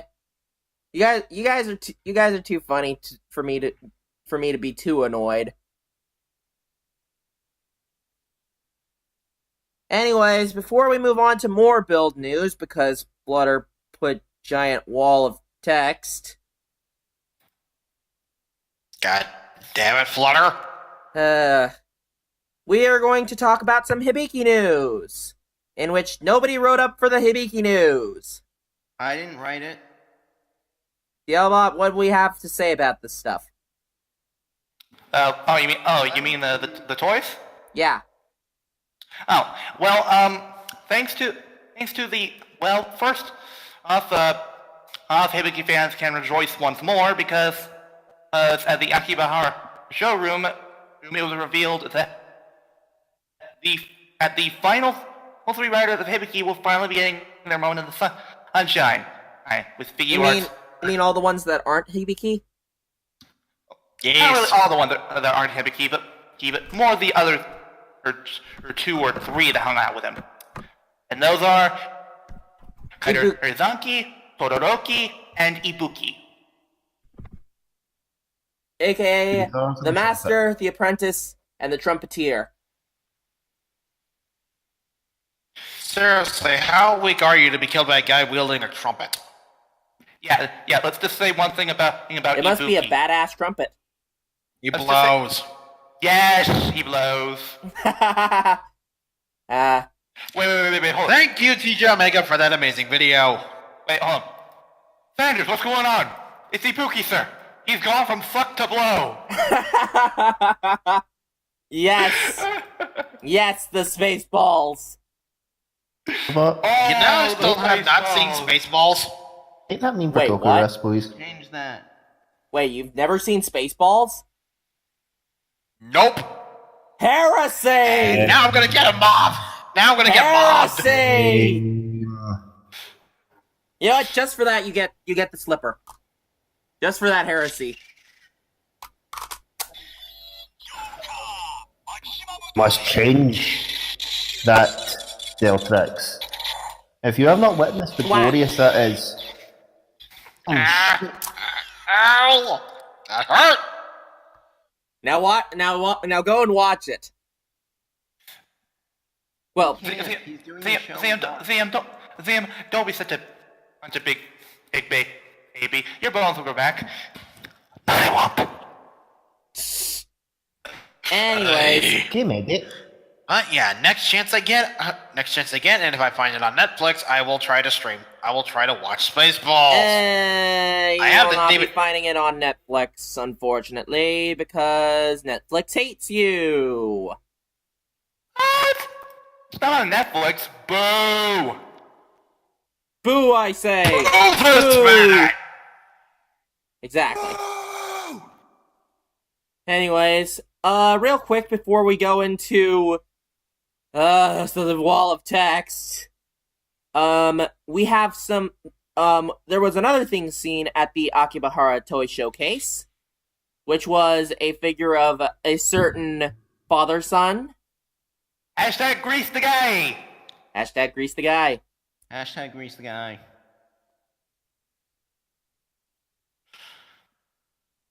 But yeah, Yeah, we saw images of figure arts Grease from Coming to Build. yeah. And I believe we also saw cross-charge figure arts. Yeah, but we already know about cross charge. Moving on. Yeah. Damn it. Silver. Although, one thing that DLBot had mentioned to me... Oh, sorry, Kyoryu. I seeing things. Do I not see a premium Bandai section? We do not have any premium Bandai news today, so What? we don't have any premium Bandai today. Bullshit. Where is the premium Bandai stuff then? If this isn't already put inside the news article, We covered that last week. no, we didn't. Yeah, we did. Covered the PC cushions last week. Are you sure? We did. Yeah, 100%. After you left. Yeah. Oh, That was the evil that Kanagan covered. oh. So Kanagan can take a vacation. Besides, he's still recovering from Corporate Commander being a dick to him. No, I thought he recovered last week. He only needed the few minutes in between. Fair enough. But currently, we're working things out with Corporate Commander. Well, his bad behavior. Hold on. Hey, Corporate Commander. Hey, Corporate Commander.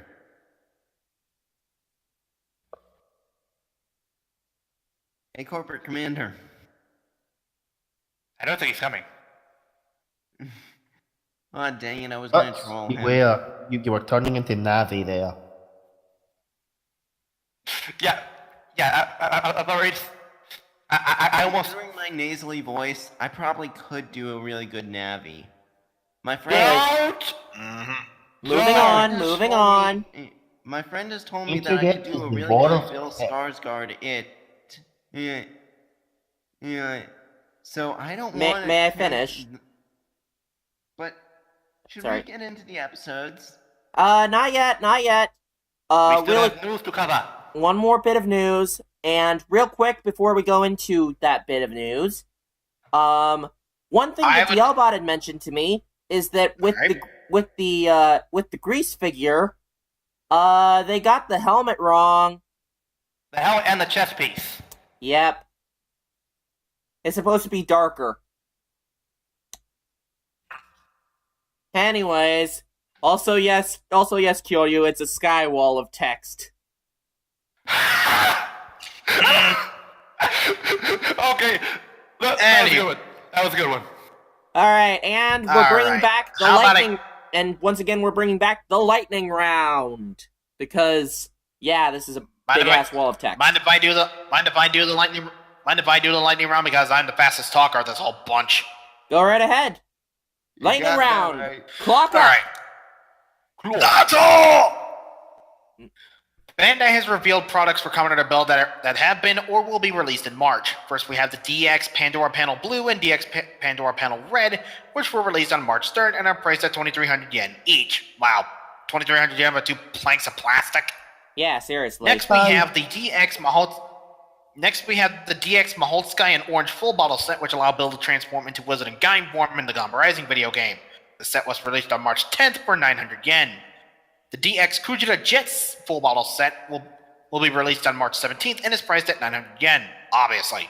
Mm-hmm. The DX Shika Mid, aka Giraffe and Pyramid, Full Bottle set will also be released on March 17th and priced at 900 yen. Rider Hero Series number 20 and number 21, which are Build Rabbit, Rabbit, and Tank form, will be released on March 25th and priced at 900 yen. The DX Penguin Skater Full Bottle set will be released on March 31st and priced at 900 yen. The DX Keaton Cyclone Full Bottle set will also be released on March 31st and priced at 900 yen. And the DX Hachi Marin Full Bottle set will also be released on March 31st and priced at 900 yen. The Candy Toy releases also include Sound SG Full Bottle 07, which include Tora, UFO, Turtle, Watch, Fukudo, and Castle Full Bottles, which will be released on March 19th and priced at 400 yen each. Soto Commodore Build 6, which include the Wolf and Smartphone half bodies, Commodore Rogue, Cross Armor and Action Body sets, and the Hell Bros, Engine and Gear Rimicon, Cross Armor and Action Body sets. They will be released on March 26th and priced at 380 yen each. I need water. You should go and get some water, my friend. Very well done. Clock over. I'd also mention you did that was the amazing. Pandora panel sets. To create the full panel, to create the full box, you need to buy at least 2 of them. Yeah, he's right there. Yeah, fuck that. Yeah, and you need to buy a bunch of Pandora panels in order to make the full Pandora's box. You need to buy about 6. Although, once all 60 Yeah, you full need to bottles buy come about out, 60 of the damn things. however, once you buy all 60 of the full bottles, then you can access Genius Form. Well, that comes Yeah, I still don't know how to feel about that final form. to a total of it's okay. 14,800 yen for all 6 sides. $8. Yeah, just Oh, the box. no. Just no. 18 bucks for a plank of plastic? Yeah, no. How about no? Now, here's the thing, guys. When you buy the panels, they don't come with the connectors. You have to buy the connectors when you buy the panels. You gotta be kidding me. You don't even get away to the connector, you have to buy the connectors separately? And plus, it doesn't look right with like it being black, red, and blue. Like it just looks weird. Yeah, you have to spray paint the panel gunmetal gray in order to make it look like the Pandora's box from the show. Exactly. I think the other colors are just... Why do we get the feeling that's going to be another? Why do we get the feeling that's going to be a premium Bandai release? Colors Granted, I understand why they went with the different colors. It's to match because how they are on the show. Since Toto got the green panels.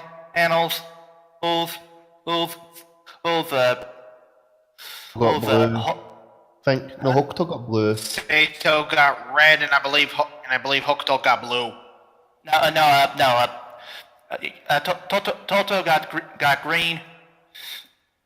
green, while Hokuto got Hokuto is blue. Sato is and- red. Yeah. Although I'd love to see that's somebody's what I originally dedication said. to I'd love to see somebody's dedication to a Kamen Rider build cosplay if they did an Isuruki cosplay and they just bought the 6 panels of the bought the 6 Pandora the 6 Pandora box panels and just was just holding around the Pandora's box while they're just walking around a convention. That would be awesome. Now, Silver, there's a guy. I guarantee you that someone's going to do that. Zeltrax. Over. Zeltrax. Would you Yes. say that it would you say that would be bitchin? Yes, it would be bitchin'. Like the house. Like, God damn you, the Flash, for putting that in my head. Yep, and now Deal We I've are got evil one. Deal podcasters. Can I We We Uh, are evil podcast. Or yeah, podcasters. Yes. Silver? Yes. Watch on YouTube who does reviews. Basically, what he did to get his full Pandora box was he has 2 other roommates, and they basically bought their own respective colours. Okay. They also bought their own respective full bottles. The problem is, that means have the full box. As if one of them leaves, they have to take their part with them. Oh. Oops. Anyways, let's move on to the episodes now, shall we? Yeah. It was the fun this week. Yep. So, first up we have Kamen Rider Build, episode 25. The Idol Awakens. No relation to anything Pretty Cure stuff. Father, the sleeper Thank God. has awakened. Yep. Yeah. Hakuto Pretty Cure, I will watch you in the future. That's forewarning. I will give you a hint. It's very similar to Doki Doki at the moment. I've only watched Heartcatch and Kira Kira. Anyways, moving on. So, carrying on from the previous episode, yeah, Misora just kind of kicks the ass of the Hell Bros and Rogue. I believe that Solitary said it best. Return the badass. Exactly. However, before passing out... Yeah, considering the Is fact that- that she was able to. Wait, Oh, sorry. how did she walk all the way there? And how did she open up a hole in the sky wall? No one Good- knows. Good question. The answer is yes. Wait, I now have a theory. She took the motorcycle. Huh? God damn it. I don't get it. You know what? I appreciate that. I appreciate that joke. Dalebot. I get it. I don't get it. Yeah, because we I haven't get it. seen Machine I don't Builder get in it. so long. I don't get I was it. thinking that Misora took the motorcycle and just parked it off screen. Anyways, so yeah, of course. However, before possessed Misora passes out again, she whispers one last word: Evolt. Foreshadowing. Foreshadowing. So we have Kamen Rider Forze, we have Shadow the Hedgehog, and we have the enemies from Metroid Prime 2. Foreshadowing. Boo. Boo. We boo you, man. Boo this man. Boo. Hey, just be glad I didn't use 4 from Yu-Gi-Oh! Zexal. Because that's what because the joke that I stole that from, the guy used Yu-Gi-Oh! Zexal.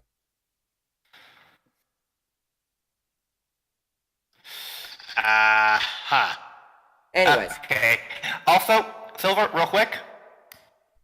Your Yes. your El Dorado auto meme. Yes. You're welcome. Wait. How the hell did you make it that fast? I'm just that good. Never question a riddle god? It's also good at multitasking. Well, holy shit. On the one hand, gold. On the other hand, painful, agonizing failure.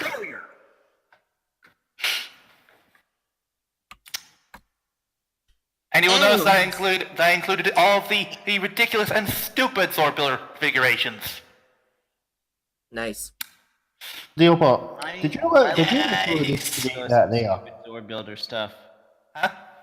I like some of the Right, ridiculous. that right there, right now. What did you say? Did you literally just do that? Yes, I did. Yes, I did. I did that.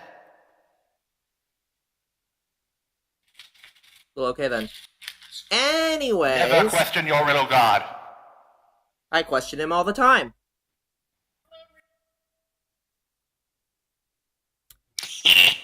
Anyways, moving on. So of course, Sento has to, like, being the inquisitive person he is like, hey Misora, we need to figure out what happened. And we also need to protect the Pandora box. Exactly. Now, with Misora, she ends up seeing a civilization up in flames, which is most likely the former civilization for Mars. Why am I suddenly getting Gaim flashbacks? Gaim, fuck that. I'm getting flashbacks to Justice League.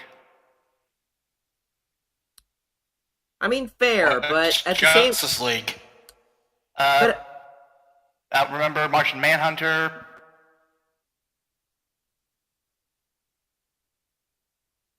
He means the original... Oh yeah, you're talking about the animated series. Yeah. Yeah. We don't talk about the movie, even though I didn't think it was that bad. The movie is adequate. Yeah, I didn't think it was that bad either. It's just, yeah, it was an adequate movie. It's just Zack Snyder's direction and Joss Whedon being brought back in to fix it. Yeah, it did not clash very well. Oh wait, that was Joss Whedon? Oh my god! Right, sorry. Yes, it was Joss Whedon. It was reported all over the damn place.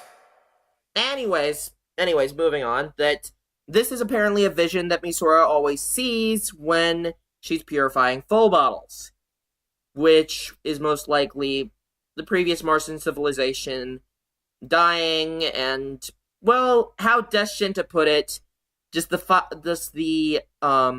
fires of destruction basically turning the planet into a desert and ice planet.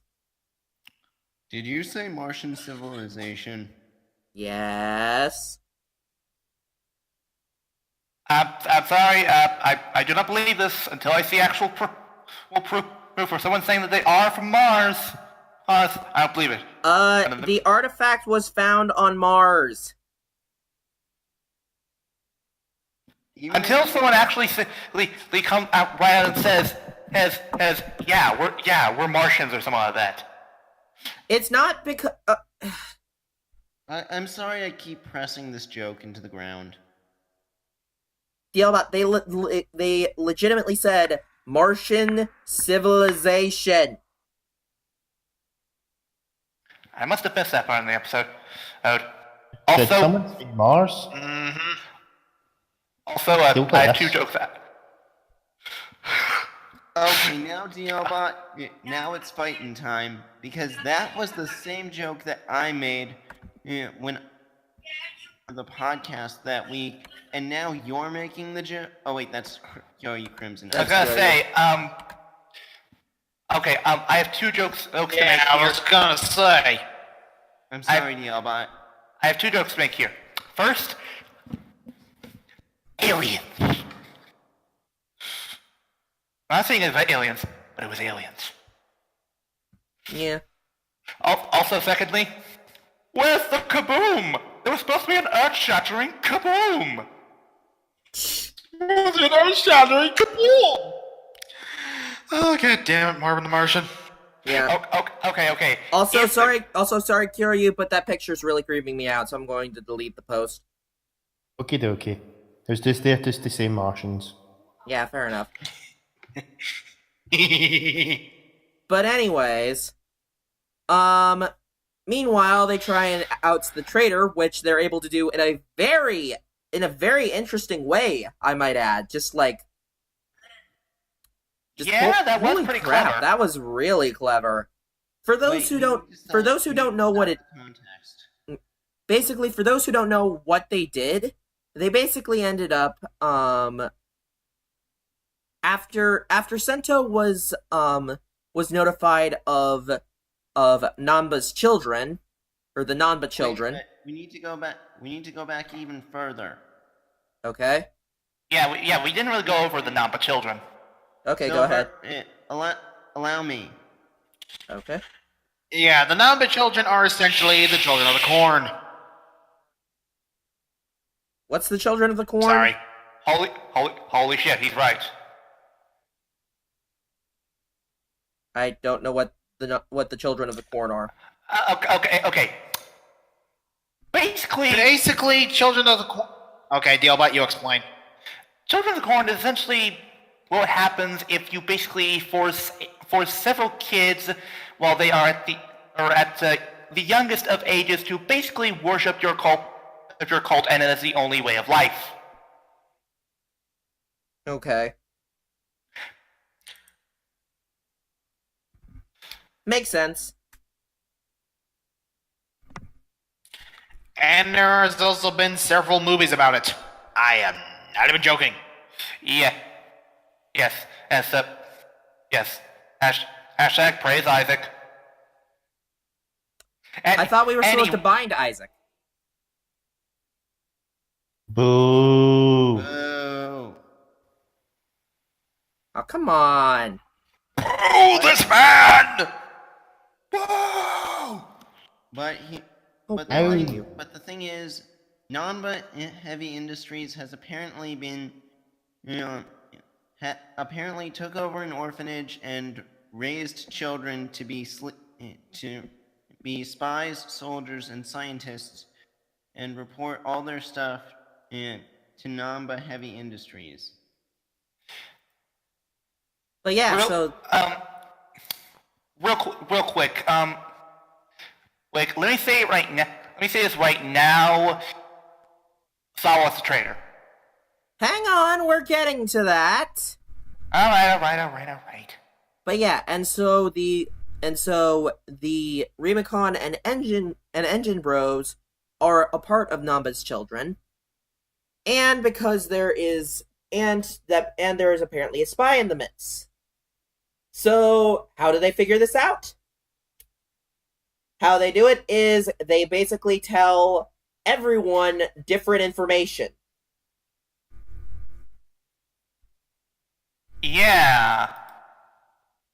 And so once the Hell Bros actually go to the specific area, they realize it's a trap. It's a trap. Exactly. Also, Dealbot, to make another Spaceballs joke. Fooled you. And so they get their butts handed to them by our trio of riders. However, they still know where the Pandora box is, for some reason. But turns out Rogue has been moving Also, himself. two new trial forms. Yeah. One form to get wet, and the other is a rose with all the thorns. Phrasing. Phrasing. Oh, the Fraser! Anyways.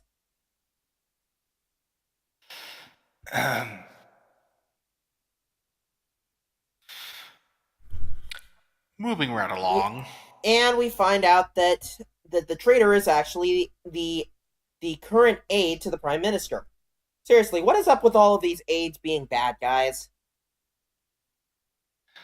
Good question, I Thor. have no idea. The answer is yes. Well, to be fair, the camera gave him a single frame to himself. He must be important if he gets a single frame to himself. Okay, then. He's got a point. Anyways, moving on. However, Rogue is able to find it out even still.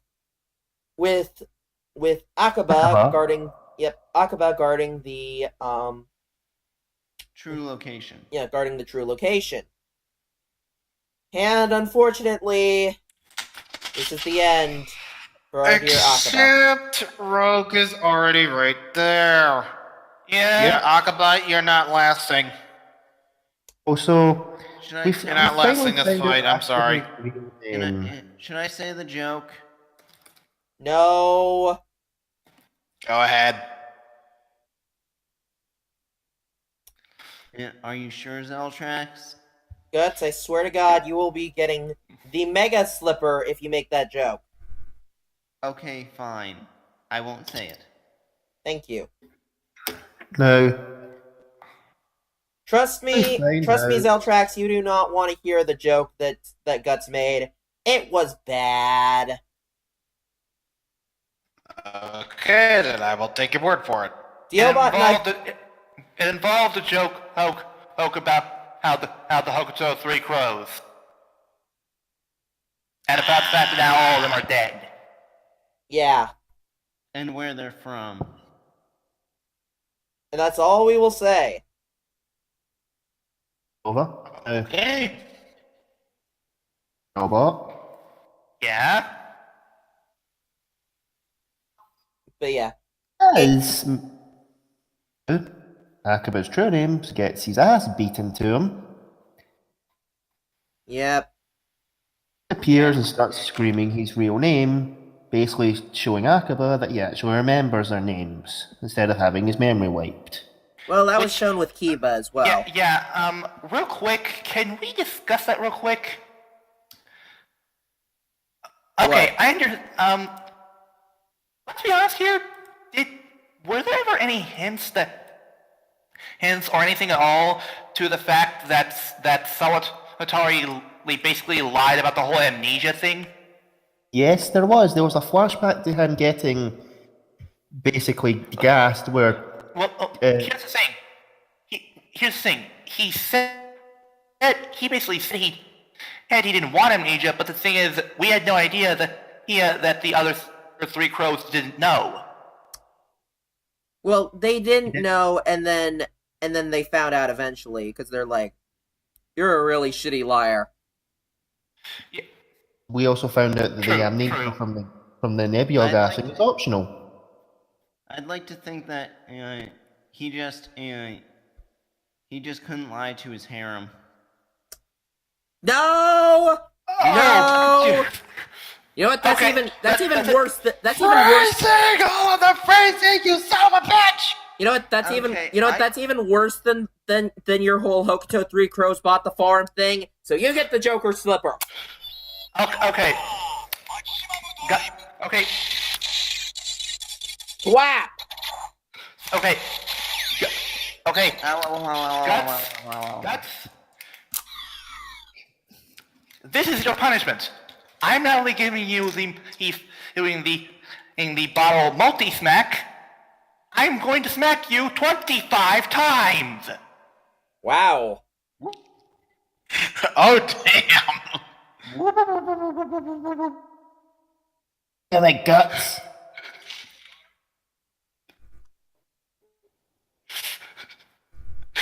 Guts, take your medicine! And he left. Well, looks like we have an adventure of egg to replace. Send your applications to tokuroundup@gmail.com. You can find us on the Discord server. Thank Now, Sorry, Guts, you've already been replaced. okay. I'll pack my things. No, we're just kidding. Say one thing about this fight scene. I know. Alright, now Guts. Akaba Real gets quick. freaking ragdolled. Yeah, he did. He got Yeah. curb stomped. Yeah. But Yeah. Yeah, Akaba got ragdolled. although I will admit, he definitely did have a lot of determination, or he did show a lot of determination. The fact that he wanted to protect the Pandora box with his life. Yeah. Determination. You could say he had a lot of backbone. Yeah. But alas... Real quick, alas- Silver. Oh, sorry. I have to give him Guts his punishment. Alright, Guts. Are you ready?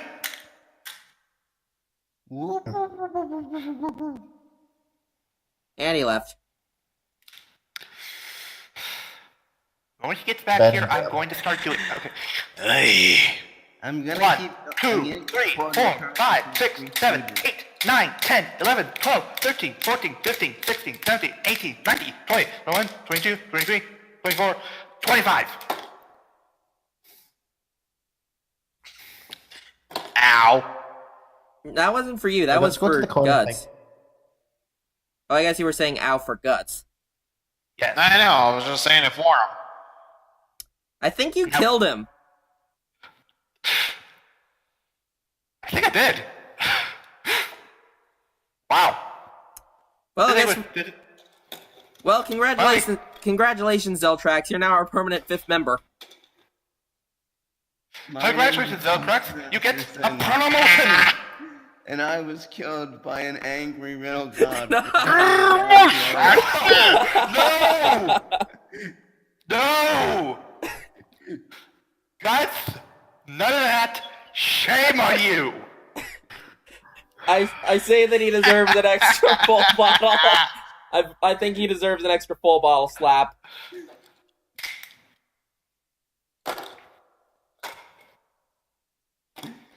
At least I saved that joke for whenever I end up dying in these podcasts. Anyways, rest in peace, Masaru Oyama.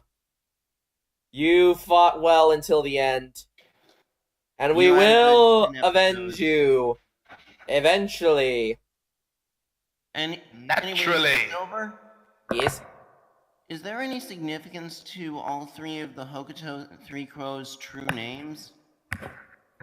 I mean, it shows that they're more than just soldiers. Yeah.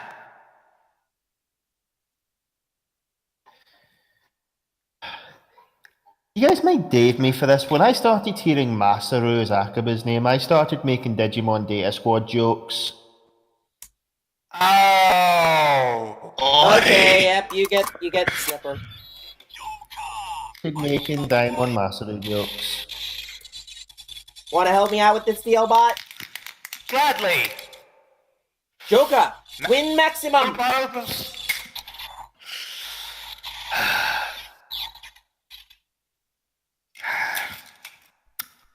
And you guys were going to dave me for it. But every time I hear the name Masaru, I always think of Bloody Sabres or Data Squad. I can't help it. To be fair, it takes a special kind of badass to punch a Digimon in the face. What's his Fair enough. gimmick? The only way he could Digivolve Agumon was punching things in the face. I know. Anyways, Of showing that are you a man? moving on. However, I think Sawatari kind of snapped. yeah, I mean, all his friends are dead. Yep. He is now that dinosaur from All My Friends Are Dead. But Silver, they friends, they were brothers to him. Aw, Wait. really sad. Wait. They were what again to him? Brother, my No, brother. none of that.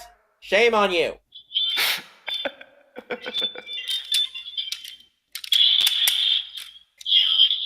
Yeah, boy.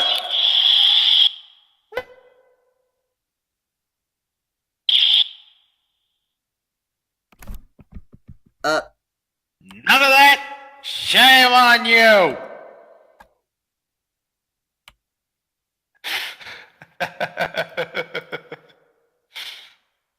Unless you want to get smacked again, DLBot, you be good.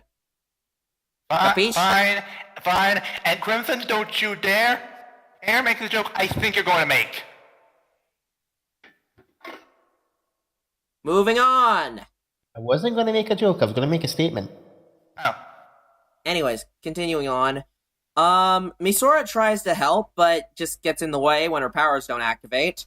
And Sento ends up being forced to use Hazard. Except for it completely backfires, because, yeah. Yeah, Not better. because Hazard's pretty much useless against Nitrogue. It's And, just, Yeah. and not only that, he starts to go into full-on rage mode and starts choking in Misora. You know, Oh, for boy. kids. After defeating the other two riders.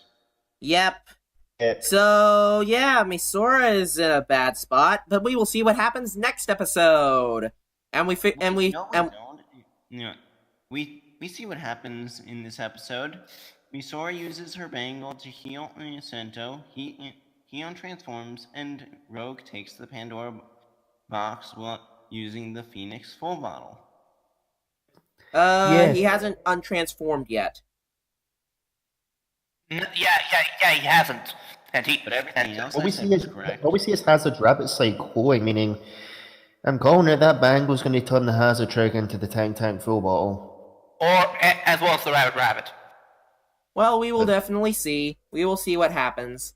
Anyways, Actually, to be fair, I think that's Rabbit's going to be the first one to show up, because in a sort in a small build eye catch that was leaked online, it showed Rabbit, even though it hasn't appeared in the series yet.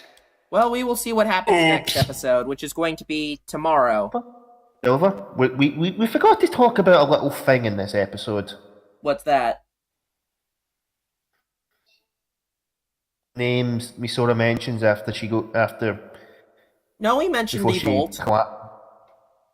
Isarugi. What? Oh, right. No. Yeah, Isarugi was the one that told Sento about the Namba children. Oh, yeah. Also, Isarugi, you're supposed to be Misora's father. Bullshit.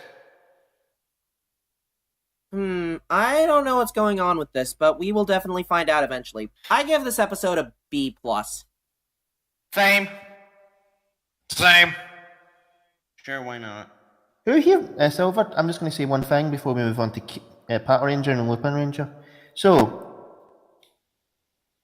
what's the name of an upcoming Kamen Rider? Evol. Meaning, I'm guessing Yeah. the guy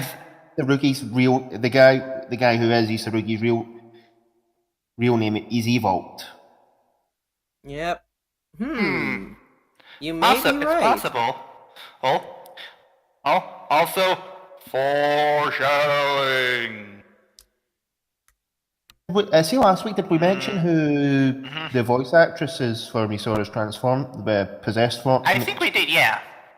Yeah. Zeltrax, did you recognise it? I think I recognized it, but then again, I don't watch much anime. Anyways, moving on. If you've seen Seven Oh, Deadly there you go. Sins, you recognise her. So yeah, let's move on from conspiracy theories and three warring tribes to cops versus robbers. Here we have It's ironic that today is Tsukasa's actress's birthday, given today's episode. Yep, so now we have Lupat 4. Wait, Silver? Yes? Yeah. Somebody removed the joke that I was going to make for the episode's title. Would you Also, mind, is this the man loves a shark thing? No, it's a different one. Anyways, A man loves the shark. May I? You just goddamn know that Spade Ace is gonna make that frickin' joke. May I finish? But this time it's a woman. Anyways, Sure. Kaito Sentai Lupin Ranger versus Keisatsu Sentai Pata Ranger, Episode 4. Unacceptable relationship. God damn it. Anyways, if I may finish, thank you, Deshinta, for the shortening of Lupin Ranger versus Pata Ranger to Lupat. Now, But yeah. episode. Oh, this episode. Well, at least we finally get a Pata Ranger focused episode. Yeah, I'll be honest here. Agreed. I enjoyed this episode. Me too. I loved this episode. I will have to watch the episode later because I haven't been able to watch it yet. So Yeah, I'm also gonna get some lunch. So I'm gonna let you guys go for a bit. BRB. All right, see you in a bit, Zeltrax. Anyways, We can spoil the hell out of this episode. yeah. So, anyways, So, if I may say, starts out with guys, I wanted to speak. Gentlemen, let's let our boss do his job. Thank you. Okay. I'm sorry if I have to raise my voice, but sometimes it feels like, and this isn't just with you guys. Sometimes I feel like I'm not getting a word in edgewise when it comes to just in general. I hear you, Silver. Anyways, regarding the shark plushies in this episode, considering one of my friends absolutely adores sharks, I'm pretty sure they would love this shark plushie. Until they find out the secret behind it. Yeah. We'll get into that. We'll get to that. Anyways, so the episode, of course, starts off with the Pato Rangers doing what else? Pato Ranging! That was a terrible joke. I apologize. I was gonna say, Silver, please, never do that again. Ever. Okay. And we get to figure out a bit of backstory between Keiichiro and Tsukasa. The fact that the two of them were in the police academy together. Yeah! Who's Academy theme song? Yeah. Starting the timer What timer? until one of you makes a police academy joke. Already made one. Crimson already did it. Yep. What? He did it before you even started the timer. Dang it, then I have to use negative time.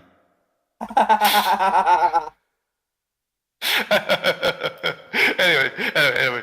Anyways, and so it really just goes to show that the two of them really work well together. Mm-hmm. Yeah. Fun and Hoji. Yeah, except for different. But basically, Tsukasa is very much Keiichiro's anchor, which we've definitely seen throughout the series. Also, I ship these two. I ship these two with all my heart. Now look at the document. I have a different ship from this episode. But God damn it! No! Right No! now. No, let's not have this shark plushie be a premium Bandai Oh no, item. not that one, not that one. Not that one. what? But we'll get there once we bring up that fact. Anyways, moving on. Now, they've been so before the episode starts, they have been investigating a missing persons case where people have been disappearing, and the only thing that's there is a plush shark. Now, That's not odd at all. Now, here's the thing, is that initially I thought Tsukasa was being suspicious of these shark dolls. But we'll get into that when we get to that. Actually, Silver, I'm gonna be honest, I think it might have been a mixture of both. No, I have a feeling it might be because of... Well, we'll get to that. But anyways, they end up finding out from the Lupin Rangers that the shark is that a shark plushie salesman is actually a monster. And can I just say that the actor who they went with, Joe Horry, I think is his name, because I'm on the wiki. Okay. He gives the creepiest smiles, but nothing compared to Tsukasa or our Lord and Savior Dan Kuroto. Just some creepy smiles. Wait, did you say Tsukasa or Kusaka? I heard him say I heard him. say Kusaka, but I ended up saying Tsukasa. God damn it. My words failed. Yes, they did. Guts does not know how to grammar. Anyways, Lupin Japanese Yellow. words are hard. Anyways, Lupin Yellow ends up letting it slip to Patron Sango that the piece of the Lupin collection that the monster has is able to make different objects into decorations. Which hang on a second, let me just pull up the wiki because I need to pull up the Lupin collection so that I can pronounce this very badly. I should really just remember to. I should probably just figure out how to pronounce these before we start up the episode. It says Je vais sur Javier. I was gonna say it. Yes, but to be fair, neither of us can speak French. Okay. AKA, I'm going to dress you. Now, this one I don't think has a music reference to it. I doubt it. There has to be at least one reference to music involving dresses and such. I'm taking a look.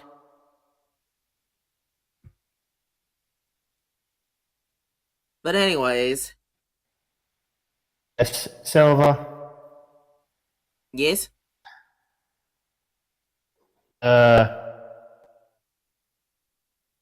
correctly, we cut to the Lupin Rangers as Kyrie is basically telling him to make it off, or telling Sango a bit about the collection. Yeah. Which,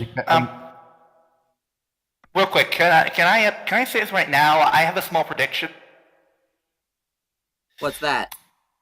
The girls are going to be the first ones who actually get along with each other. Maybe. But anyways, Probably. Where were we? Oh, you're back on the episode. Oh, welcome back. Yeah, I was making some chili. Ooh, chili.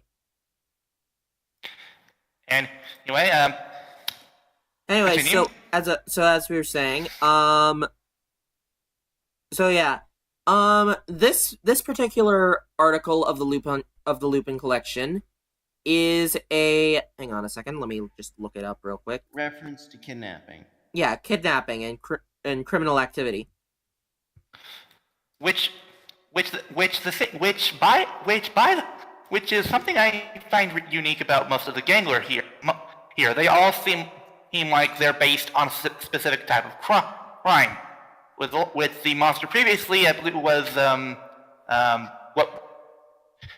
what would you say the last one was? It was gambling, arson, drugs, art forgery, and now it's kidnapping.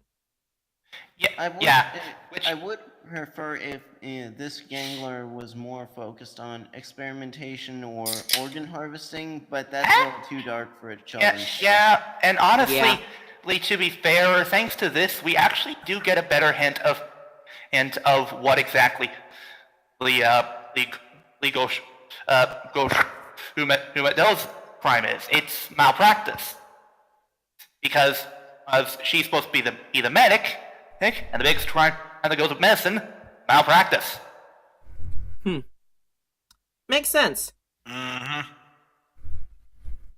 Anyway. Oh yeah, something else we get some development for a female villain. Yeah, that's actually pretty damn interesting. Which I'm a little bit. I find the name of this gang a bit odd, a little bit strange. Lab Room Jaws. Love them TV Joseph. TV Nihon translated his name as Rob Room Jaws, while Overtime translated his name as Love Room Jaws. Which DVD Hans is accurate. Yeah. DVD Hans is close to accurate. Actually, guys, you were off. It's lab rum jaws. Hang on. Wait. Hang on. Let the actual Japanese speaker be able to do this. Let's see. Rabru jaws. So lab room. Yeah, lab room. Wait. Oh, I get it. It's a pun. What's the pun? Japan, of course it's a pun. Labyrinth. Oh! I see what you did there. But Hey, so Silver, what was I doing just now? What was I doing? The cheesin'! I was geniusing. wait, I don't think so. What? because Also, isn't there a according to the Japanese Ranger term for Wiki, the last syllable nth? also guys, according to the Ranger Wiki, his color Guys. scheme also shares. Guys, Guts, may I just say one thing before you? I was trying to interject with what you were saying, but All right, go ahead. fine. Sorry, go I ahead. don't think it's labyrinth because the last sound isn't there. The nth. Labyrinth. No, Guts. It's a pun because it sounds like it, or is a shortened version of that word. Where's the Lab nth? room, labyrinth. It doesn't have to be exact. Oh, Yeah. I'm still gonna go with Overtime's version, where they translate it as love room. Anyways, I'm sorry, Guts, but that name just sounds fucking creepy. yeah. Also, the colors. It's Yeah. the smile that the human form has. Once again, can't get a word in edgewise. Moving on. Moving on. May I say one thing? Yeah. Go ahead. That's what I Um, meant by moving on. Yeah. According to the Ranger Wiki, his color scheme is very similar to Prince Sidon from Breath of the Wild. In which I think about it, His yeah. color scheme also resembles Yokai Amikiri from Shuriken Sentai Ninja, Yep. which I believe was in an episode near the end. I can't remember. That was the Honestly, episode, looking at the two that was the monsters- episode where Tsukasa made his cameo. Okay. Also, What's to be the ninja? completely honest, I don't see the difference between Yokai Amikiri and Rubrum Jaws, because Rubrum Jaws is more red than orange. Yeah, it's more that's close. just me. It's more closer to Sidon. Hello. Also, I for the hear long, you. also Hey, for it's- the, also I really hear quick you. aside, for Breath of the Wild. For the longest time, I didn't know how to pronounce Sidon's name, whether it was Sidon or Sidon or Shedon. But then I thought about it. Sidon, Poseidon. Yeah. Duh. I see what you did there, Breath of the Wild. Apparently, Rubrum Jaws' piece of the Lupin collection. It's Gogo Pink's Pink Ribbon. Yep. We're getting to that. We're getting to that. You guys want to tell about Labyrinth? Huh? Labyrinth? Disgusting, we can barely even hear you. Did any of you Yeah, guys get you're that? coming in very I garbled. can hear him. Scary. You're quiet. You're quiet.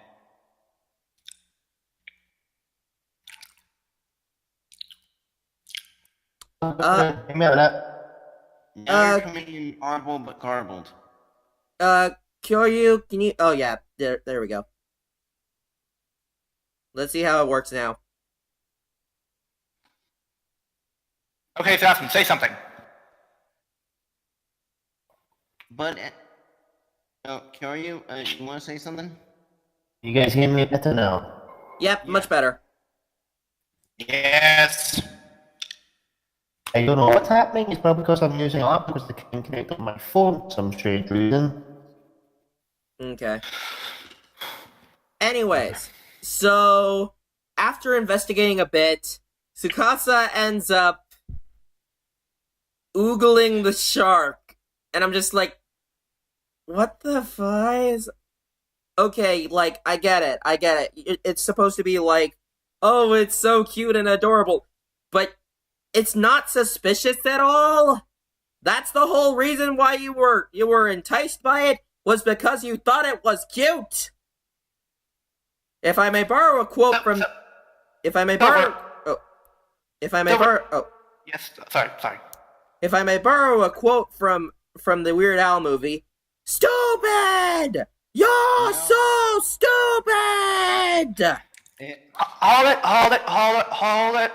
Well, to be fair, they're investigating a piece of evidence, and Tsukasa, as we're going to find out in this episode now, has a thing for plushies. I mean, I have a thing for plushies My too, kind but of woman. I have a thing for plushies too, but I wouldn't let that get in the way of an investigation. Silver, this is why I say that it was a mixture of both. It might have mostly been because she thought it was cute, but another part of it might have been because she thought something was suspicious about it because, okay, so we know that they've apparently been investigating this for a while. It's clear they probably looked at every house. It's possible that Tsukasa might have caught a glance of the shark plushie every time, but this was the time where it finally clicked in, and while noticing it, she might have thought it was cute, and well, the rest is history. Plus, I took forensic science last semester, and it wouldn't be too far-fetched to think that Tsukasa may have noticed the handprints or any remaining skin on the shark plushie. The point. Look, so here's the thing. From what we can tell, Tsukasa is not exactly an airhead, meaning she might have used small analytical skills to possibly identify the fact that the shark plushie kept showing up everywhere. Granted, she might have also been distracted by the fact that she found it adorable, but the point we're making here is it's not the main reason. Fair enough, but even still, when she was going into full kawaii mode, and yes, I made that as cringy as possible to prove my point. The fact is, she was in a moment of stupidity, like just hugging the shark and rubbing it up against her face, and she has nobody to blame but herself for getting kidnapped. Thank God she was able to get out of the situation and not be a dumbass in distress. I'm sorry, Okay. my rant is over. Okay. Silver? Yes. Yeah. That's what... Yeah. That's the bit of levity in this episode. Because if she didn't, then we wouldn't get any characterization for Tsukasa, and the plot wouldn't move forward. Oh, and the Scotsman wants to speak. Sorry. Go right ahead, Scotsman. And maybe also notice the fact that, unlike other who would get teleported, she doesn't forget her gun. Yeah. Thank God. She immediately shoots at the bars, basically successfully lets everyone out. And Silver, I know that you think that moment with the plushie might have been a moment of weakness, but let's be fair here. If she didn't, they may not have found out the secret behind the kidnappings for a while. Fair enough. Also, Fair enough. Yeah. might also, and now, if there's one thing I've been kind of getting annoyed with these past few episodes, What is it? Jim Carter. Really? Especially when Jim Carter started freaking out about the fact that I couldn't find anything on the toy, I started to get really annoyed with the fact that this robot got so petty over one small thing and then just went, oh, I'm going to go drink some oil. I think that's supposed to be Jim Carter's gimmick. He needs everything to be in the same place. Oh my god, Jim Carter's a fucking klepto. I think that Jim Kata is more just the arrogant desk snarker with increased arrogance. Exactly. As we have said, Jim Carter is a very good accountant. Yes. Yeah, and now comes my joke. Yes. Because now that we know that Tsukasa really likes plushies, I don't share Tsukasa with the shark plushie. I just think that Tsukasa probably bought some of the Q Ranger and Juoja plushies, and probably has some of them in her cubicle. Nice. Most likely. Real quick, can I say this last about involving this little character quirk we learned about Tsukasa? Sure, go ahead. Yeah, what? Can I say one more joke first? Go ahead. I think the odds are heavy that she has at least 3 Stinger plushies in her desk. No. Oh, what? It's obvious. Yes, the better answer is she has several soldier plushies in her deck. I don't think he was out then. Huh. Anyway,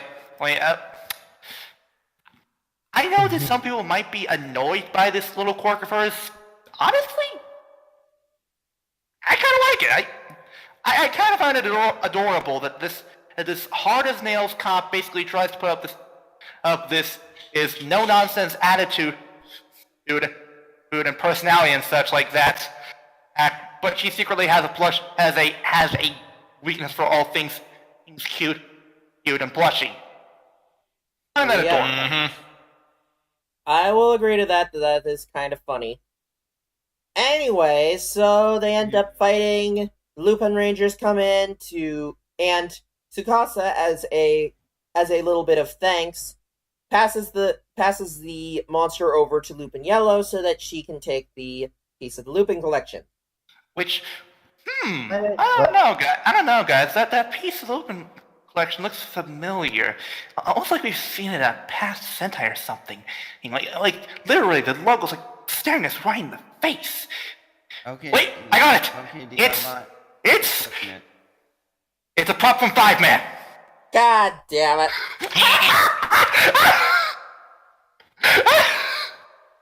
Just everybody anime Yeah, falls. Yelbot, prepare for your whopping. Yeah. Oh, come agreed. on! Agreed.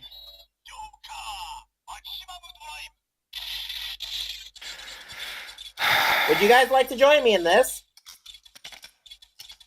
Nah, I'm good. Okay. Yelbot remaining lives. I think 93 or 95. I think it went down to 80 something. What? No, it didn't. It was either You've been blasted a lot, 95 the last time. You got blasted a lot by Zeltrax this podcast.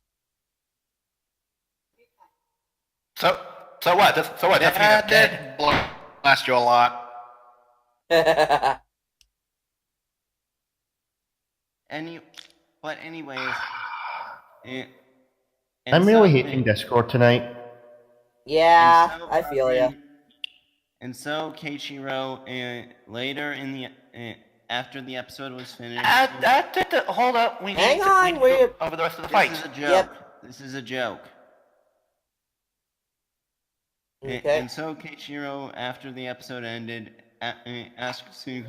charged Tsukasa for aiding and abetting a criminal. Okay, now we can get back to it. Okay. No, she Anyways, of course, Good Striker shows up and ends up allowing the Patron Rangers to perform the Ichigeki Strike. And no more Patron Yugo jokes. Oh no, we're gonna make plenty of Patron Yugo jokes. I was gonna say, says who? The show This just doesn't. Okay, you know what? This time I say that the Patron Ichigo, that we form the overlay network to overlay Patron Ichigo, Patron Nigo, and Patron Sango to exceed summon Patron Yugo. Kizzy. God damn it! I thought Hey, that you're the we one who agreed started that it with the polymerization Patron Yugo thing, was the Zeltrax. final ride of the Patron. No. Okay, my bad. Wait, what was it? Seem did that? Yeah, it was. Yes, Oh. I did. Also, the Itadeki strike is Zeltrax. The Itadeki strike is basically Inferno Reckless Summon. God damn it all! Now, God damn it, so many goddamn Yu-Gi-Oh jokes. Wait, small reference to the fact that Good Striker breaks the fourth wall. Yep. Now A then, lot. He literally says, "Out of nowhere, I appear." yeah. out of nowhere, Good Striker. Anyways, so they end up forming Pato Kaiser in order to fight the bad guy, but Pato Kaiser's kind of it doesn't have the speed that Lupin Kaiser has. And not only that, the monster cheats. He can teleport. Which is when we learn the secret about. Stupid teleport spam. Which is when we learn the secret behind the plushies. They're creepy No, mouth no. portals. In which Tsukasa is incredibly grossed out by that. Because apparently he used his piece of the Lupin collection to turn his mouth teleporter into shark plushies, which she rubbed her face against. Ew.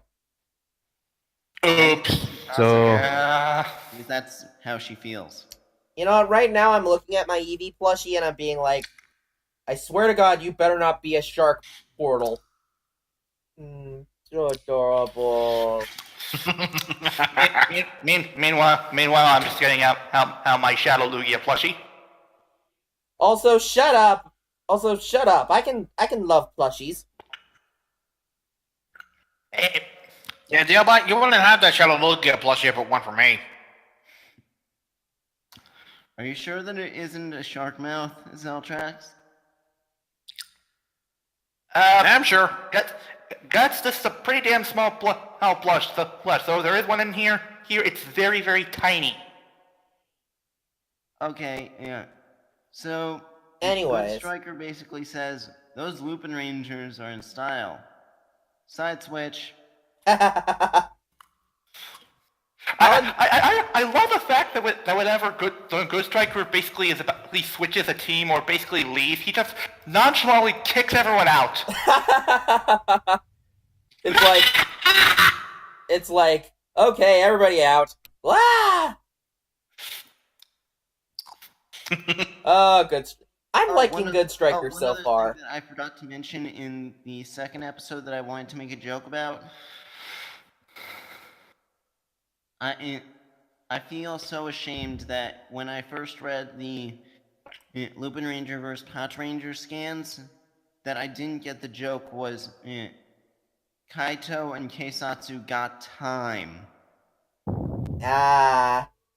Makes sense. I feel so ashamed. Although, what are people's overall thoughts on Good Striker? Good Striker's all right. I like him. he's not overly annoying, and I think the thing that makes him nowhere near as annoying as Ticket, he's used in moderation, and they don't use him too much. Yeah. I mean, of course they use him during the Megazord fights and whenever he shows up to perform a finisher attack, but He's not always around and making jokes here and there. He Exactly. only appears in the mecha. Mm-hmm. Bingo. Now the one thing that I do have to wonder is, with Pato Kaiser and Lupin Kaiser, when are we going to get something that will allow there to be two mechs on the field at a time, so that we could basically have the Lupin Rangers face against the Pato Rangers? I get the feeling that I'm willing to bet that is going to happen. There's going to be something that will actually clone a good striker, which will That's allow exactly what I was both thinking. mechs to be on the same time. Perhaps. I don't mean, know. is Zeltrax being informed about the hack sounds? I have been informed of the hack sounds, yes. Oh yes, Victory Striker. I know of the hack and sounds in Siren the Striker. versus changer. Striker and the Saver Striker. Wait. Did you say hey Saber or Saver? For V. Saber striker. Wait. Victory, Saber. My God, this is turning into Transformers Victory! God damn it. God Is that damn a it. good or a bad thing? I have have some no things, idea. after we finish recording, I've got things to talk about since I was actually on the wiki earlier when I was looking at the suit actors for our villains. Yeah? Estera and Goshu are all female suit actors. What? What? Wait, what? And Granio was the suit actor for Mega Pink.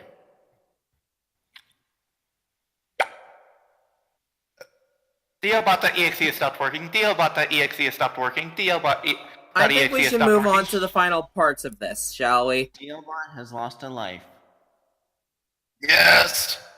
Oh, Lives remaining 93. now, Yes.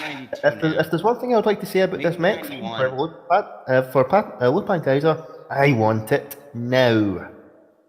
Heh. OST, please. Please give me the OST. What? Real quick though, one thing I will say about one of the mechs, specifically Pato Kaiser.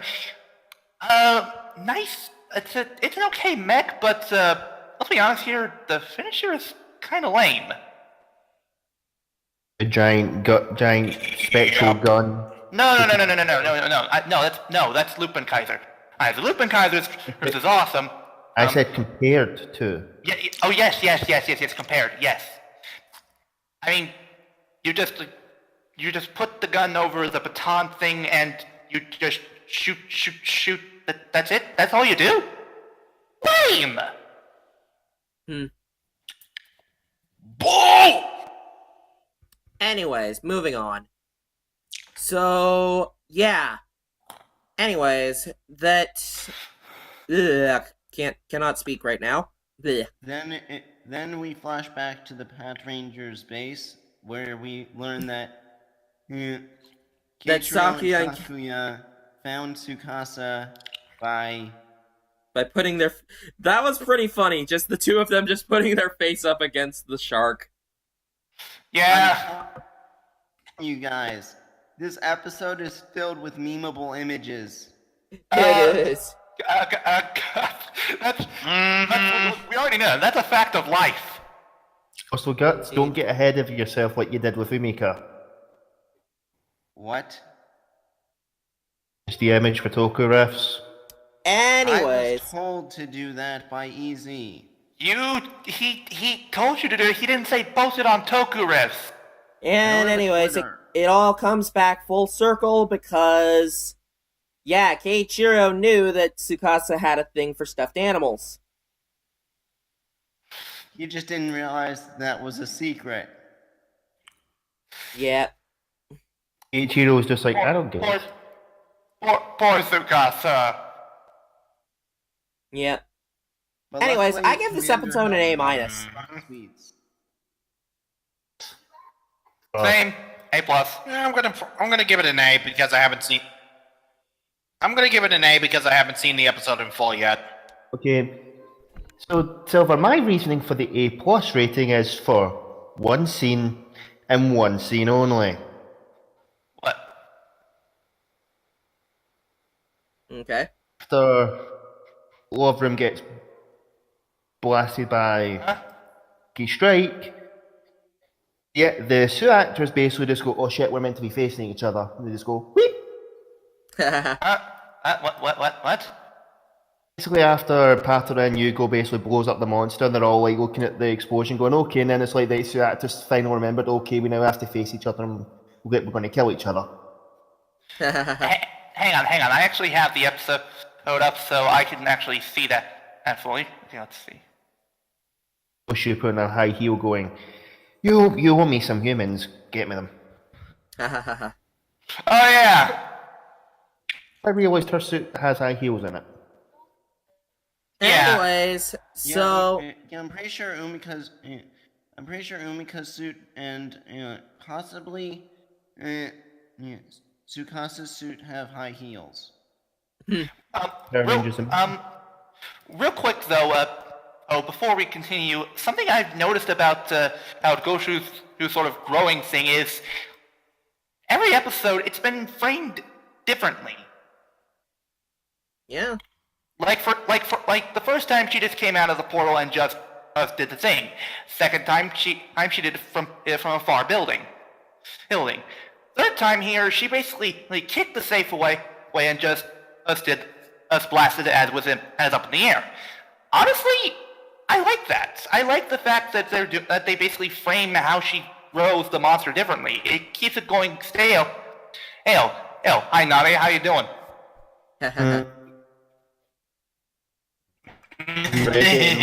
Lunaria. I guess you right or please just shoot her. Or rather, Scott, we can use the joke. Oh, we can use here. Shoot her!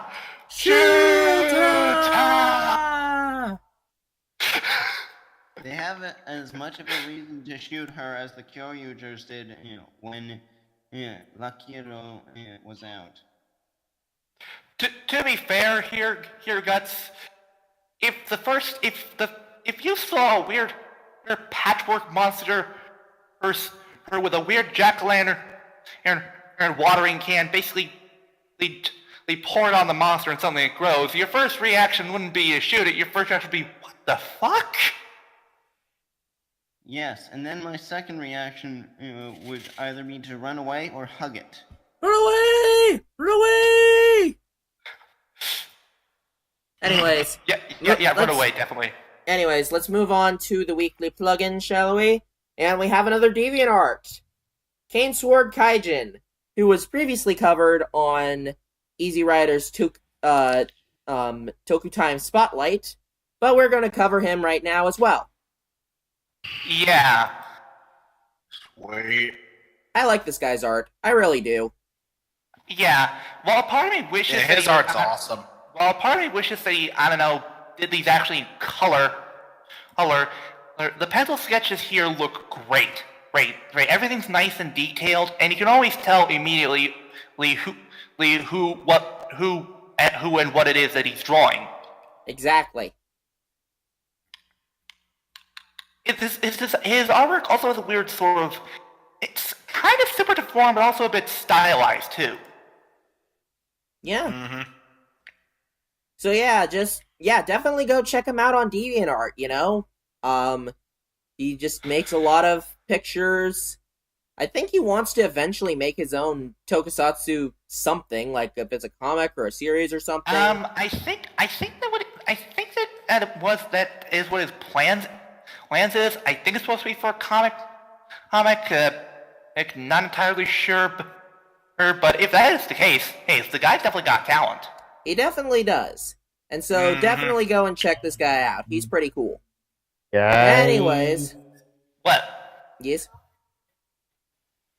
I've just looked down at my clock. I might need to leave in a bit because tomorrow and I might need some sleep. Yeah, you should go to bed now. Score doesn't want to fuck me over tomorrow. Yeah. Alright, well, good night, Kyoryu. Just signing off, saying stay frosty and... God, I hope Discord doesn't fuck me over tomorrow morning because I really need it. Yep. Good night, dude. Goodbye, Lupin. Yeah, that buddy.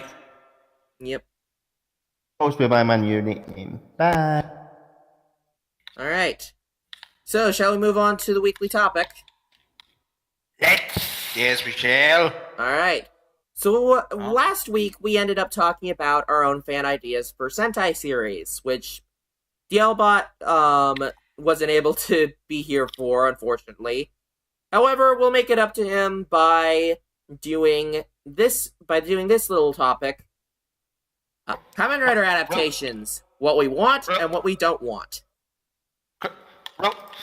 Real quick though, I'd like to say, hey, that the idea was basically going to be, it was a medieval theme that took in elements from King Arthur and such, and yes, the main gimmick would be knights, because I love knights. So I'm guessing one would be based off Lancelot, one would be based off of Gawain, Bingo! one would be based off Percival. Wait. Bingo! That is exactly it. It's Silver. Oh, can you explain real quick which colors would be which? First off, I would say that, hey, that would make Percival possibly a sixth ranger. Okay. King Arthur obviously would be red. Okay. Lancelot would be yellow. Wait, yellow? Yellow? But Lancelot's normally the second in command. Why make him a yellow? Okay, yeah, fair point of work there. With blue. I'd say either blue or black. But then again, I personally would say black for Percival. Oh, okay. Because Sixth Ranger and such. I believe Boris, I believe is the name of one of the knights. Yeah, Boar, yeah. I would say, that Boar would possibly be a white. Okay. Okay. I'm terrible. With this with medieval knowledge and stuff like that. Wikipedia save me. Okay. Did you write the stuff down? No. God damn it. I have told you before. I work better with improvisation. Okay, anyways, let's move on to the actual topic, shall we? Hey, Silver, before we Also- move on to that, I realized something. Yes? Dialbot wants to do knights, you want to do magicians, and I want to do ancient beasts. We've all got medieval times on the brain. Weird. Also, well, more like past. The past. Yeah. My thing is more bestial, but if I had went with probably something else, we like rogues, but then again, our current Sentai or Yeah. half of it. Yep. We could have had the 3 RPG classes. Yeah, you're right. You're right. And also, one last thing is the villains would have been and basically an army of skeletons, because honestly, skeletons rarely get any love in Sentai. And I'm guessing that the bad guy would be based off that the bad guys would be based off of Mordred and Morgana. Something like that, yeah. Yeah. And whatever villains King Arthur had to face. Anyways, that's not what we're here to talk about. Basically, adaptations of Kamen Rider. We've had good ones like Dragon Knight. We've had bad ones like Mask Rider. And actually, that's about it. Just those two. Yeah, that kind of sucks. So these would be the ones that we would like to see as adaptations and how we think that they could work, and the ones that we don't think would be adaptations. So we'll start off with DL Bot since he's at the top of the list. Real quick, let's make one rule clear. We're not taking into account how old the footage is. Considering Dragon Knight and Beast Morphers considering the fact things, that Dragon Knight was able to make 2002 CGI footage work, and let's not forget and Dragon Knight came out in 2011. And let's not forget, Beast 29. Morphers is a thing. 2009. Yeah, that too. Actually, now that I think about it, Beast Morphers, here's the thing. Dragon Knight, Ryuki came out in 2002, while Dragon Knight came out in 2009. Go Busters came out in 2012, while Beast Morphers is coming out in 2019. Coincidence? I think not! You know that makes a lot of sense. Makes a lot of sense. To Thank you! series. Boing! Oh, Looney Tunes Back in Action does not get enough love. Now, let's let Guts speak real quick. all right, fine. Oh, I was just saying that it's a 7-year difference, and Yasuko Kobayashi did contribute to both series. Huh. Well, what do you know? My God, Illuminati confirmed. Anyways, Steelbot, go ahead. That's what I've been saying ever. That's what I've been saying ever since I connected Time Ranger, Den-O, and Toku. Now all that's left is to wait for the Kamen Rider of 2021. Anyway,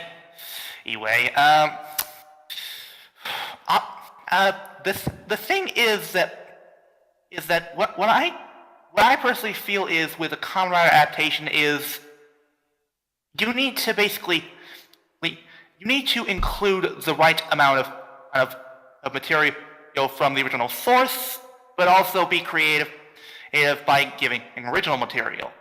Otherwise, well, if you have let me try and give you two big extremes when it comes to examples here. Let's take Samurai.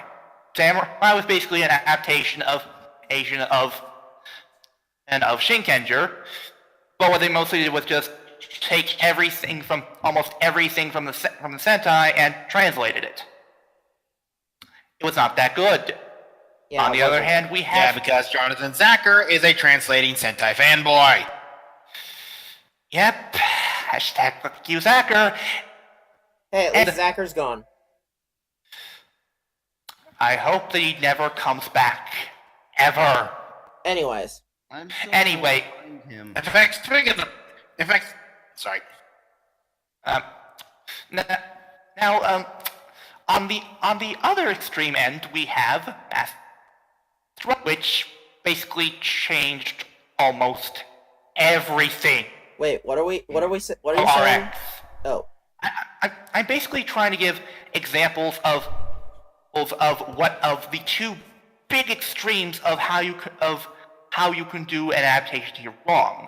I would think it's more Operation Overdrive. Even though I personally think Operation Overdrive's not that bad, I can understand why people would have some issues with it. That, I'll admit, the plot is kind of contrived. Honestly, Lee, I cite Mass Rider in particular because it not only made changes, it made very unnecessary changes. It's like, why did you make the main character an alien? And why did you give these forms stupid names like names? What did you do to Shadow Moon? Here's what I think. You make Furbus. Hashtag help service. But regardless, the thing is, the worst kind of adaptation, there are two kinds. One where it's completely translated with little to no effort, and another is basically where there is so much changed it barely even fucking resembles the original concept. Exactly. But Dragon Knight here is an example of making enough changes is to get it right. Yep. So In Dragon Knight, they kept all the Advent decks, the Advent beasts, the wheel healers, blah blah blah blah blah blah. But they did away with the whole Rider War thing, and actually properly explain certain things. Anyway, so I hate to cut you off, but we should probably get started. So, Right. so care to give us your 2 picks? Right. Now for this topic, what each of us has done is we've picked a writer series that could work as an adaptation and one that could not work. The one that I picked for one that could work is Drive. The reason why is that Drive is, well, the thing with Drive is it has a simple gimmick.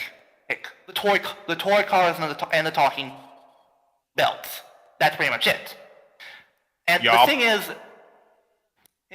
another thing is, well, the whole theme of most of the writers in the show is police and detectives.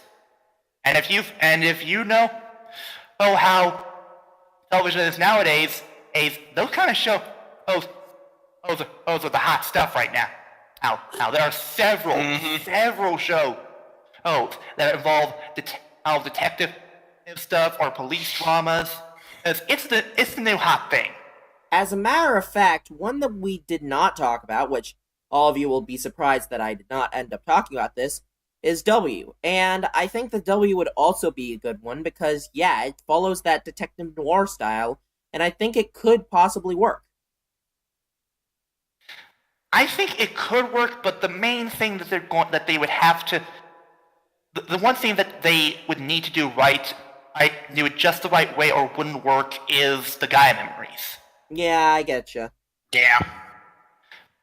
But anyway, the thing is that the shift cars and such, that's not exactly something alien to most people. I mean, we have transforming robots already for crying out loud.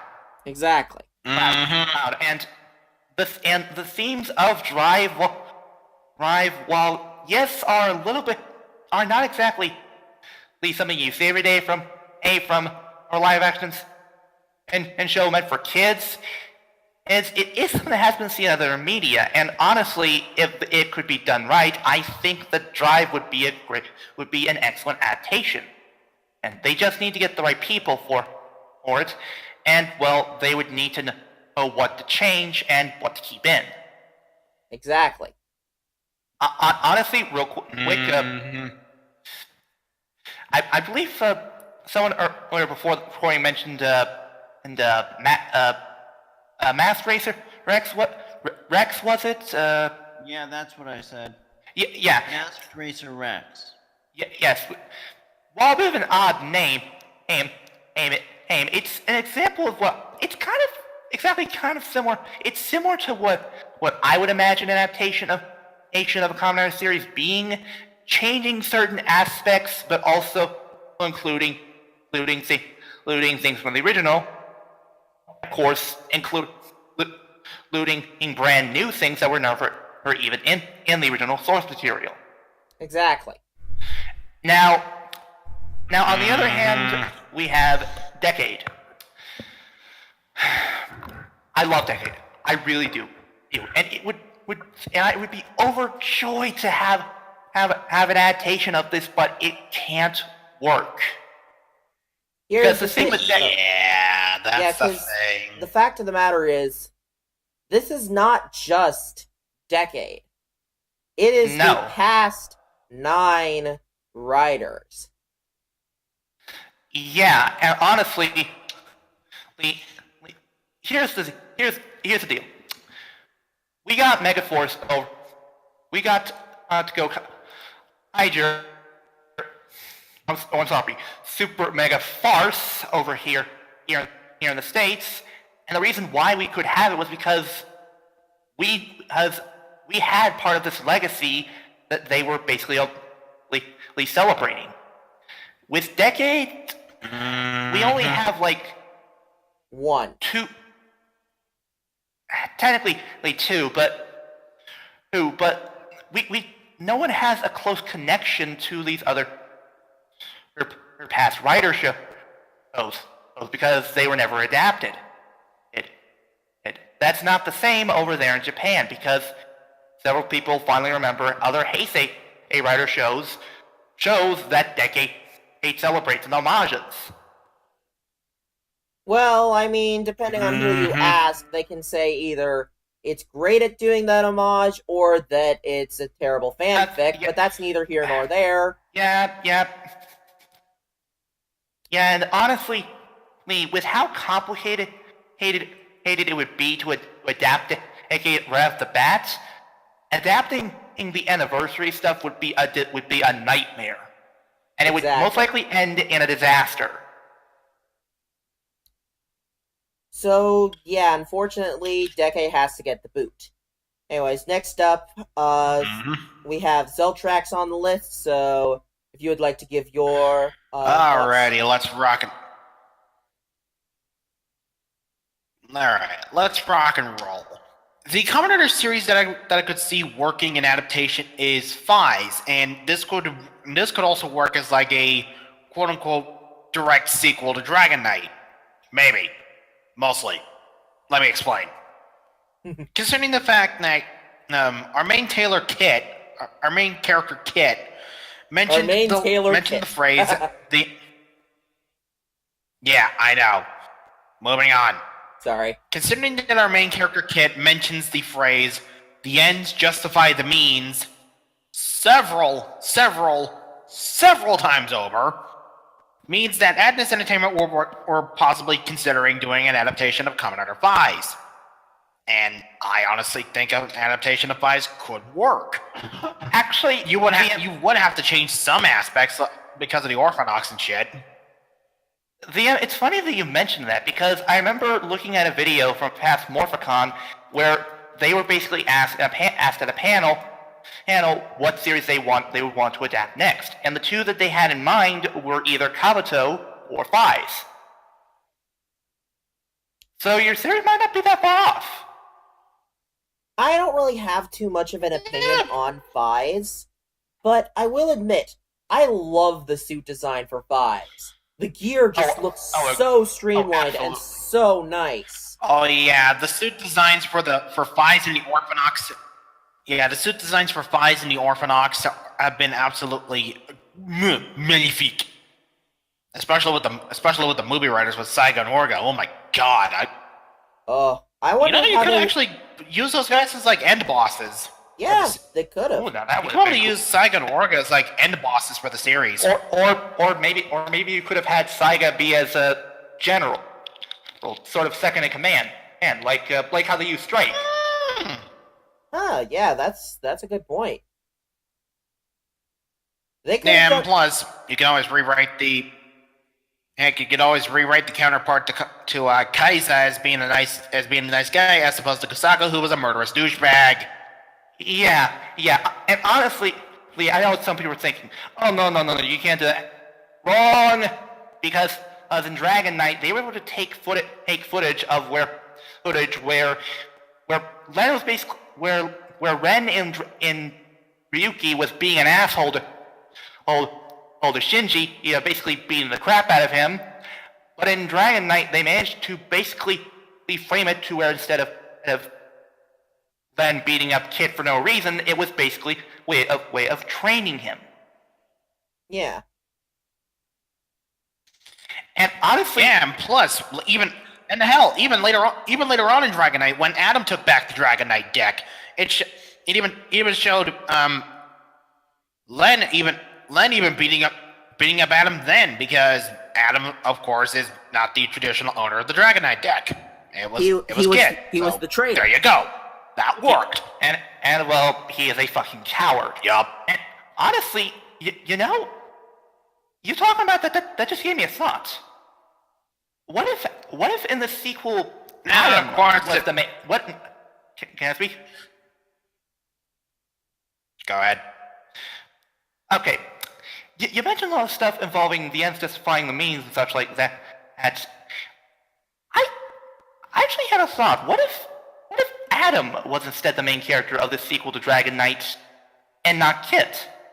What if it was about Adam basically learning properly about why what Kit did was right and what he did was wrong?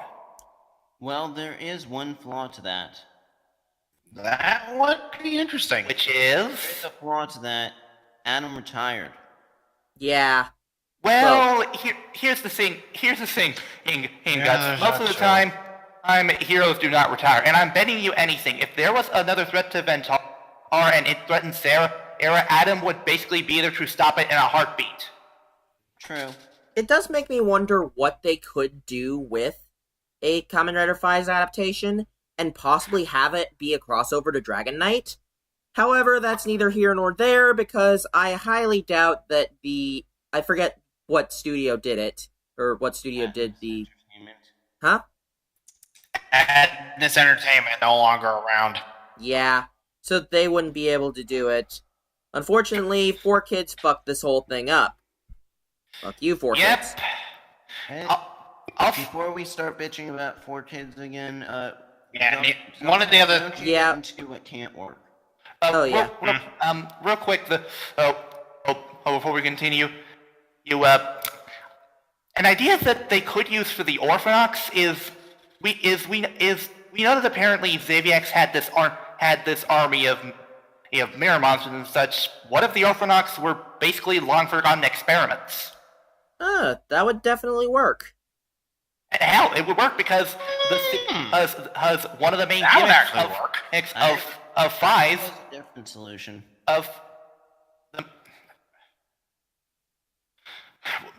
It worked because one of the main gimmicks of Fies was also, well, the smart brain stuff, which involved experimentation. Yeah, maybe. I have a different idea. Anyways, we should probably continue on. What if the Orphanox were actually leftover Xaviax loyalists? Moving on. Yeah, we moving should. on. Yeah, because remember, we have a limited amount of time. Yeah. Right. Anyway, Alright. Moving on to what cannot work in a Kamen Rider adaptation. I thought you were going to bed. I think he's silent. Well, that sucks. Yeah. Still hear you. Okay. Moving on. We're doing the weekly topic right now, Kyoryu. Anyway, So what's this thing about Wizard? Long story. Can't explain it right now. We'll get to that. We're basically talking about what seasons of Kamen Rider we think could work as an adaptation, and what ones we think can't work. Yeah. Do not spoil the list. Silver, don't you have work in 20 minutes? I know! We're trying to get this finished! I blame DLBot. Go ahead, Zeltrax. Guys, I'm just... Comedy. Anyway, moving on. I'm gonna move on. Anyway, what I think a show that probably will not be able to work in adaptation is, of course, one of my favorite punching bags of all time, Kamen Rider Ghost. We all know why Ghost would not work. It just is way too complicated, the plot's too convoluted. And not only that, the main gimmick is so bizarre, you could never really adapt that. Eyeballs that have the spirits of dead guys that turn into jackets. If someone told you that there was a show based on that, you would think they were high. Exactly. and with some of them, Mm-hmm.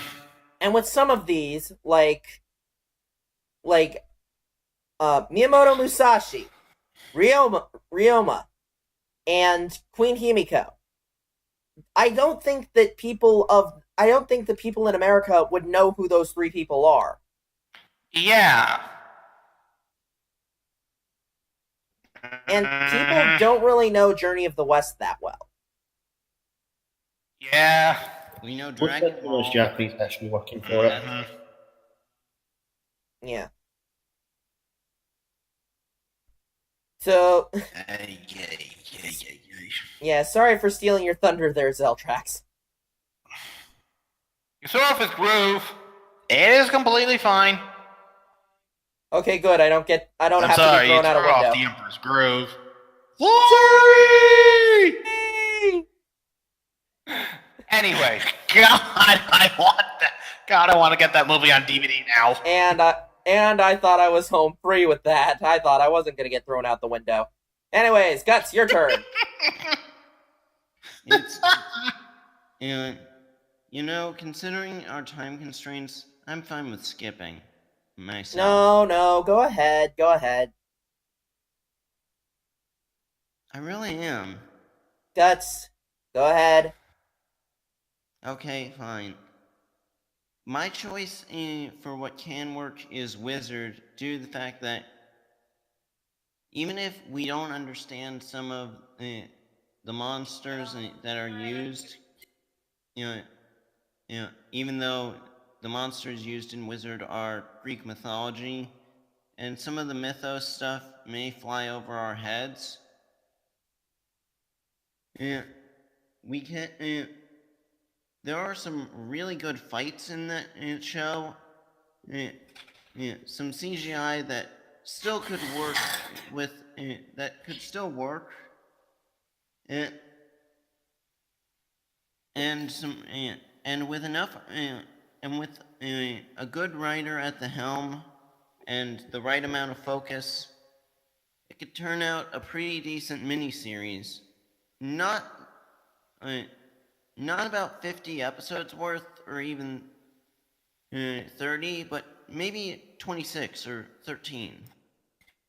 I agree with you there. And honestly, I think Wizard is another one that could work because the main gimmick of of sorcery and swords and such, well, that's pretty integrated into pop culture nowadays. Lord of the Rings, Harry Potter, D&D. etc., etc.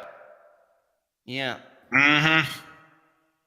Now, as for But the one yeah, that can't work, Wizard is mostly good fights, good-looking monsters, good enough looking CGI. and plus they could have a crossover with Dino Charge. You just gotta figure out. You just gotta figure out the problems that come from the rings and Beast. Yep. Mm-hmm. Because I just think that Beast was just a poor name for it. But yeah. Also, crossover with Dino Charge, anyone? Sorry, so that can't happen anymore. Timeline change! Timeline change. God damn it. Timeline change! You know, But as for the honestly, series that- Dino Charge really pisses me off because there's so much more that... It's good. I will Topic. admit that it is relatively good. Topic. However, there are so many missed opportunities. Like, they could have brought in the Dino Thunder and Mighty Morphin teams. Sorry, I don't want to get sidetracked. Yeah, Okay, Silver. sorry. Silver. I would like to add in. They would have done that crossover, but then again, Super Mega Force. Look how that happened. Sigh. Would you really think someone would want to do another crossover like that? Fair enough. Anyways, Guts. What Anyway, can't continue, work Guts. Blade. Blade. Blade has some good suits, some okay-looking monsters, but it's aged quite a bit. And although the fights are good, I think the card game stuff may be a little too hard for a kid's generation to understand. I still don't know what. Honestly, I understand that it's based off the clubs, spades, diamonds, and hearts, but I don't know what what the battle is based off. okay, okay, Guts. I honestly feel that that a reason why Blade wouldn't work or would be difficult to adapt would also be because whole thing with the undead battle royale. It's the main focal point of the show. Oh, and such. They can't really unadapt that, and not only that, that brings in a lot of biblical stuff and such like that, which will make it very difficult to adapt. Yeah, and not only that, controversial. Not to mention the fact that the condition of some of the undead suits, along with the rider suits for that matter too, because look at Blade.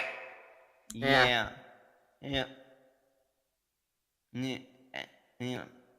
Especially the battle fight's origin, saying God said, "Screw evolution.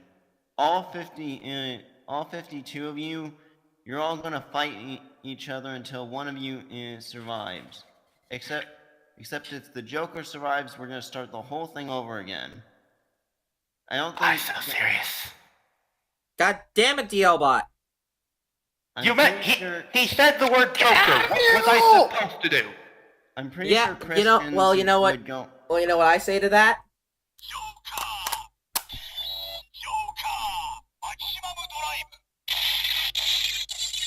Slap.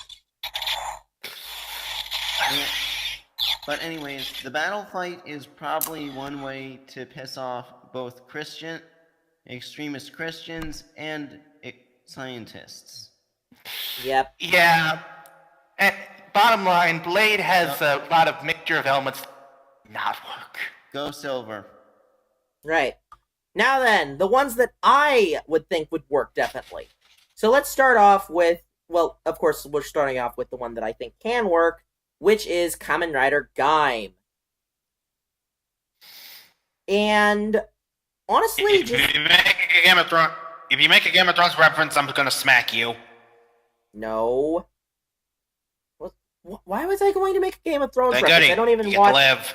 I don't even watch Game of Thrones. Well, everybody and their grandma who has watched Game wanted the adaptation to work like Game of Thrones. I don't think that would work. I'm not even joking. I think that it would work very similarly to Dragon Knight, in which it would definitely be some sort of mystery about everything, and I don't want it to be exactly like Dragon Knight 2.0, but definitely have the different fruits, the different lock seeds, have some sort of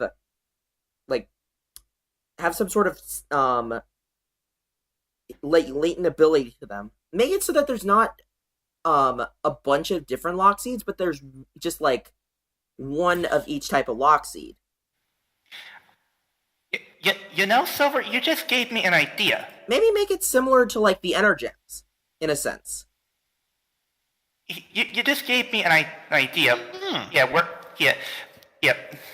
And honestly, it could, in a way, work as a sequel to Dragon Knight, except have it take place several years in the future.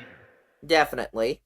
And basically incorporate elements of not only Gaim but also of GemCorp, where there's this mysterious corporation, and that's apparently very successful.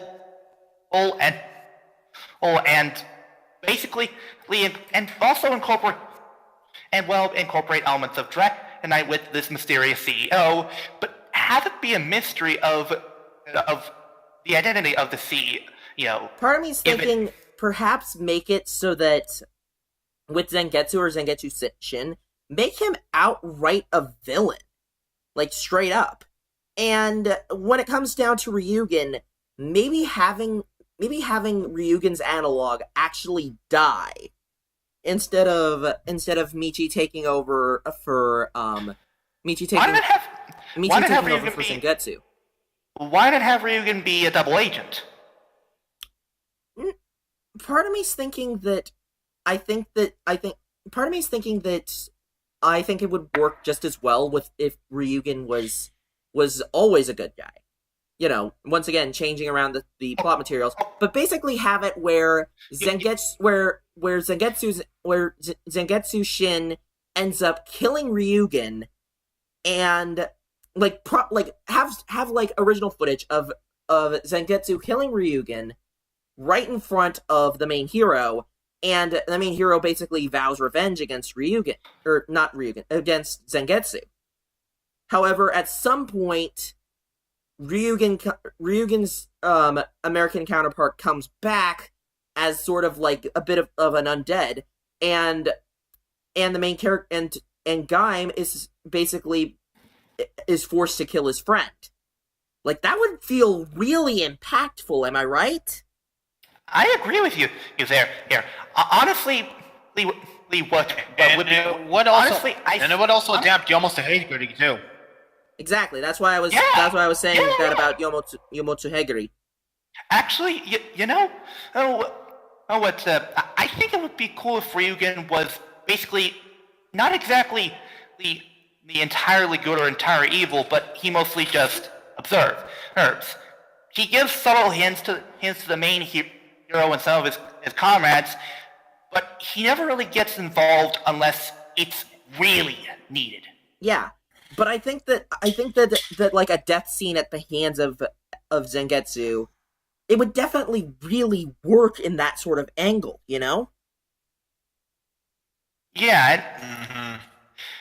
Yeah, and maybe have there also be the fact, you know, here is an idea for two twists. First, that the series does not take place on Earth. It takes place on Ventara. Maybe have it be a prequel? Well, the thing is, Not a prequel, but more take place after the whole defeat of Zaviax and such, and we don't know much about how it's Ventara except that it's similar to Earth, and not only that, have it be that all the events of what Zaviax did and such, have it be that all records of that have suddenly been erased, like deleted. They never happened. Almost as if someone was manipulating things, which would be similar to how the Roid you covered their tracks in Drive. Yeah. Nailbot, I think we should wrap this up. Oh yeah. So overall, I think that Gaim could definitely work as a sequel to Dragon Knight. And there's so many different ways that it could work. But we'll definitely have to see what happens in that case. Anyways, as for the one... One thing that I will say is that we probably won't get a common adaptation for a long while. The mainstream audience is just not ready for this. We need more time for them to see more bizarre and unusual things and accept them before we can even think about adapting in another writer series. Maybe around 2021, once we have Beast Morphers and then whatever else comes out. But Silver, do you want to say your can't work? Yeah, I will say this really quick. What I say cannot work is most definitely Agito. There's way too much religious imagery and way too much I don't even know how to describe it exactly, but I don't think brutality? Brutality. It's way too mature to actually work. Yeah, and honestly, you know what? Two big examples of why Agito can't work is in two of the writers, and one of them is not Agito. First, G3. Yeah. He uses fucking guns. Yeah, that is not going to fly. Guns, knives, machine guns, a fucking rocket launcher, a chainsaw. Let's This not guy- There's that. and let's not I even got the forget to chainsaw. let's not even forget to mention G4. Oh God, G4, that would be a Oh, nightmare. God, You G4. know, The bottom line Yes. is, if you even thought of adapting Nagito, it would be every soccer mom's nightmare come true. And then there's Gills.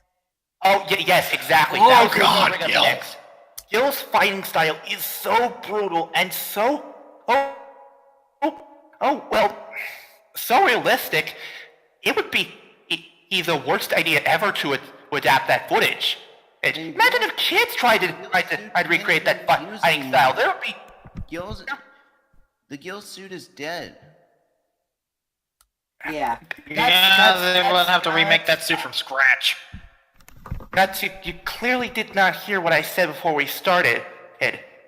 The age of the footage nor the series is a factor in this.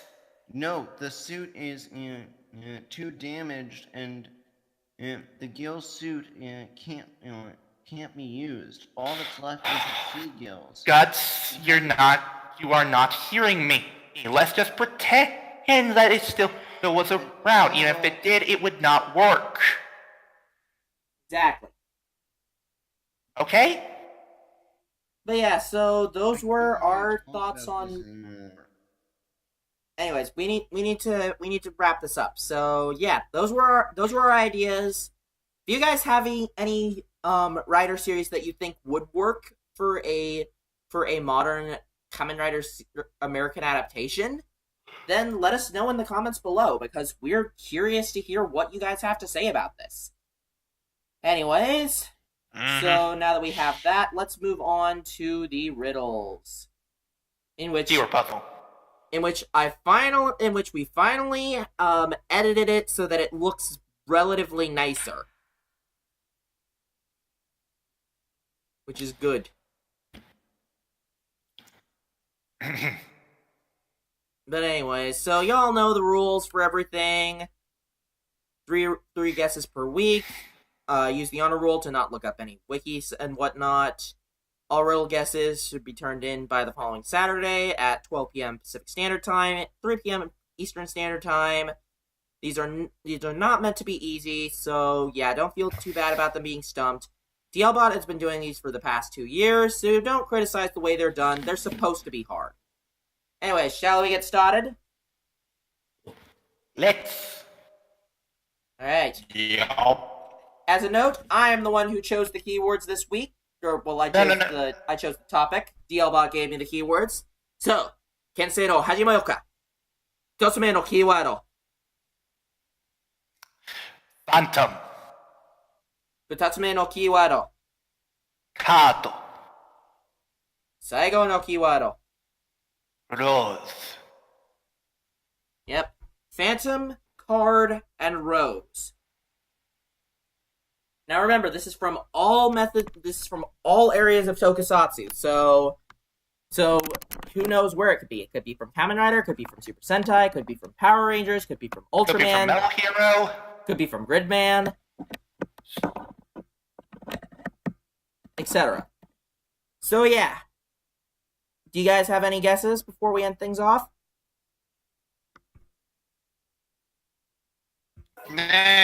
Stumped. All right.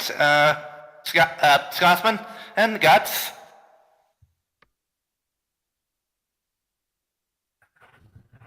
Hello? Hello? I'm trying to think. Okay. Guts, do you have a guess?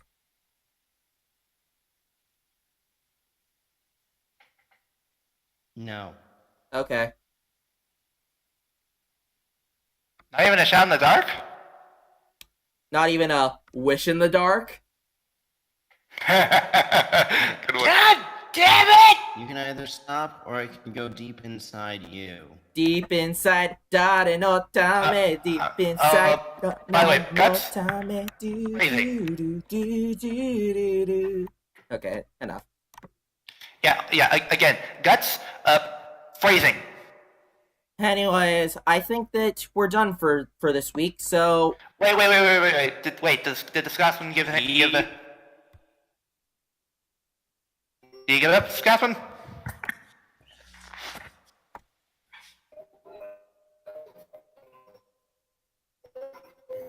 Yeah, I can barely hear him. yeah, me neither.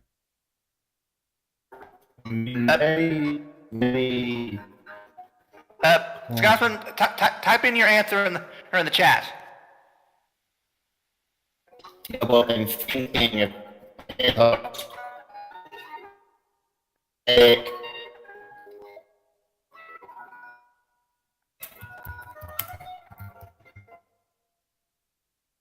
Okay. Oh. Alright. Good night, Aunt Lupin Crimson. Yeah. Good night, Kyoryu. Good night, Endolf. Get it? Cause you had a headache. Yeah, we know. Anyways, so I have been your resident Radiant Rider, Silver Maxis, saying peace out, stay awesome, and stand up. Za! Vangaro! This is Guts Masterson saying have a pleasant day, night, evening, afternoon. Stay away from suspicious people selling shark plushies. And pray that no more trouble comes to the people that worked on Hibiki. Yeah. Anyway, do I go next? Yeah, Kyoryu? I'll go last. Dialbot, haven't you learned the order by now? Well, I have to ask since we have the Scotsman here. Kyoryu? We can't hear you. Yeah, we can't hear you. He said he has a headache. Well, yeah, we know that. Oh, well, Well, keep the night. yeah, he's been your Crimson Visor, Kyoryu Crimson, and he should probably go to sleep now. Time to go to bed. Time to go to bed, Kyoryu. Alright. Good night. Oyasumi. Oyasumi. Anyways, good. I have been and your Riddlegon DLS 23, reminding you that I'm just a passing by Toku fan. Remember that, and please don't forget to praise our meme lord god Dan Karot. Oh.